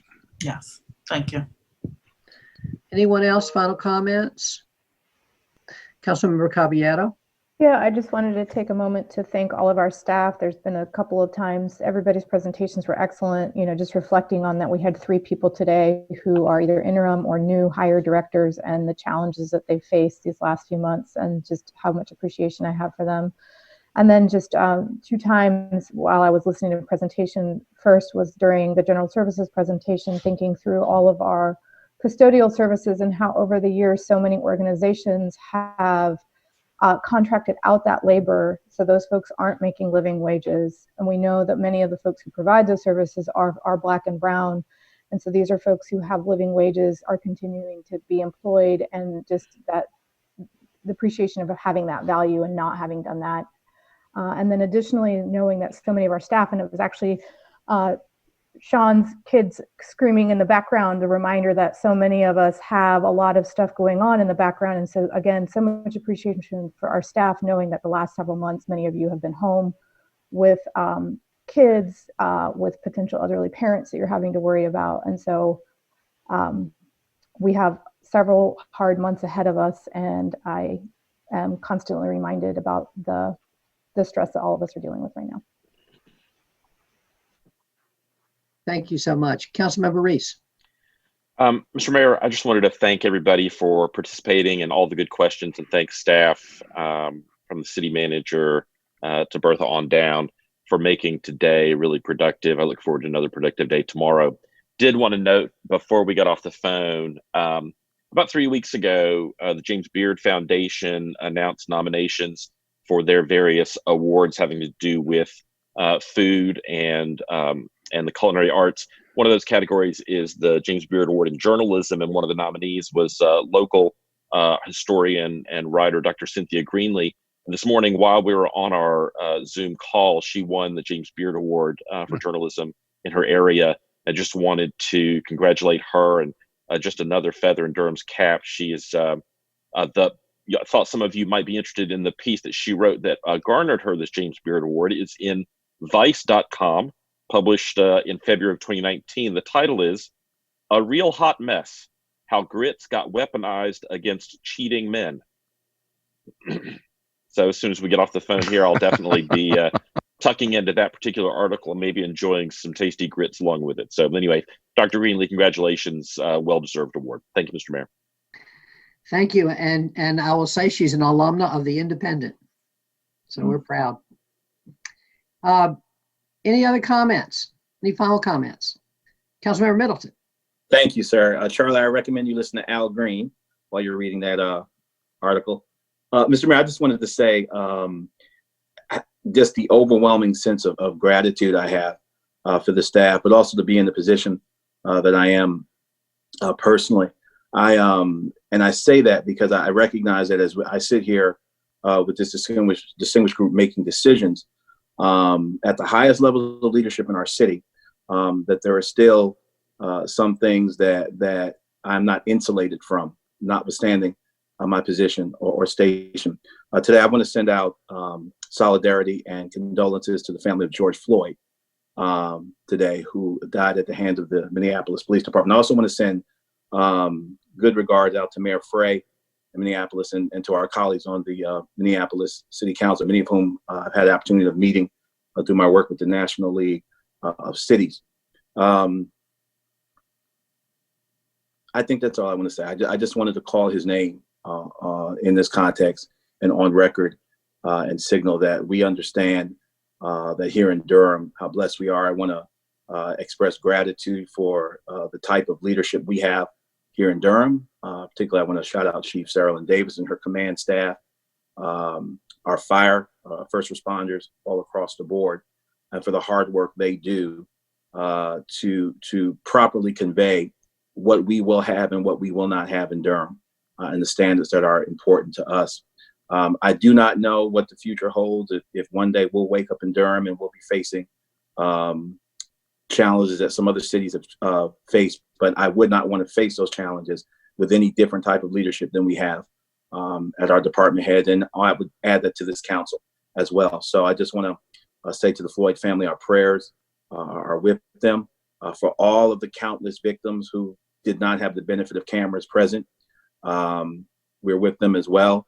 And we continue to do the hard work of making this a more perfect union. At least that's what's in the pamphlet. So God bless the people of Minneapolis. God bless the Floyd family. God bless our city. Black Lives Matter. Thank you, Mr. Mayor.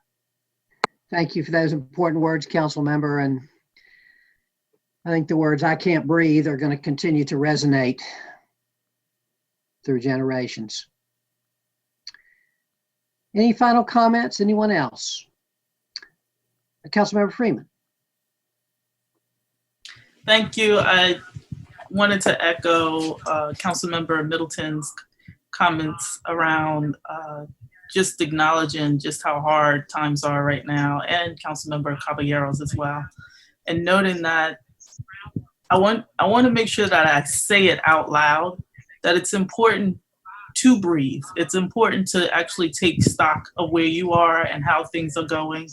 I realize that a lot of people have also lost loved ones in this time, and we've really been hit hard here in Durham. I know with the loss of, Andrea Harris, Marianne Black, Brother Ray, and how that shakeup has created gaps in our community that will need to be filled is important. And even with staff, just noting, being at home and dealing with the challenges, it's important to make sure that you're aware and present where you are and how you are and who you are, because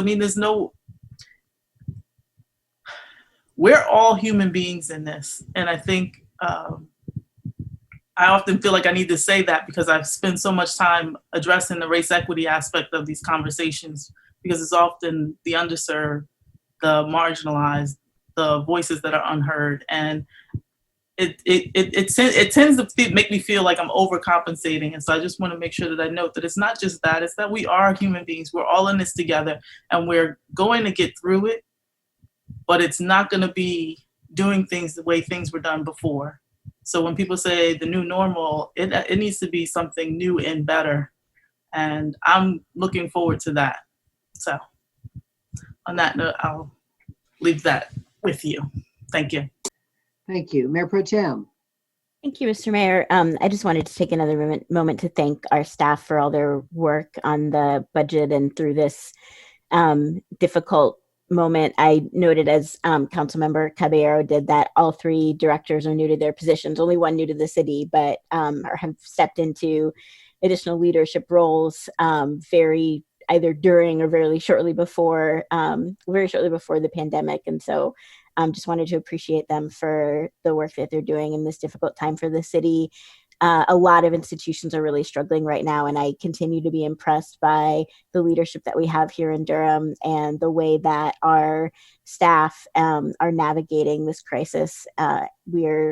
It's a difficult moment, but I feel like we're in very good hands here in Durham, and so I just wanted to express that and thank you all again for your leadership and your work. Thank you. Well, thank you, everyone. I think we have wrapped it up, Mr. Manager.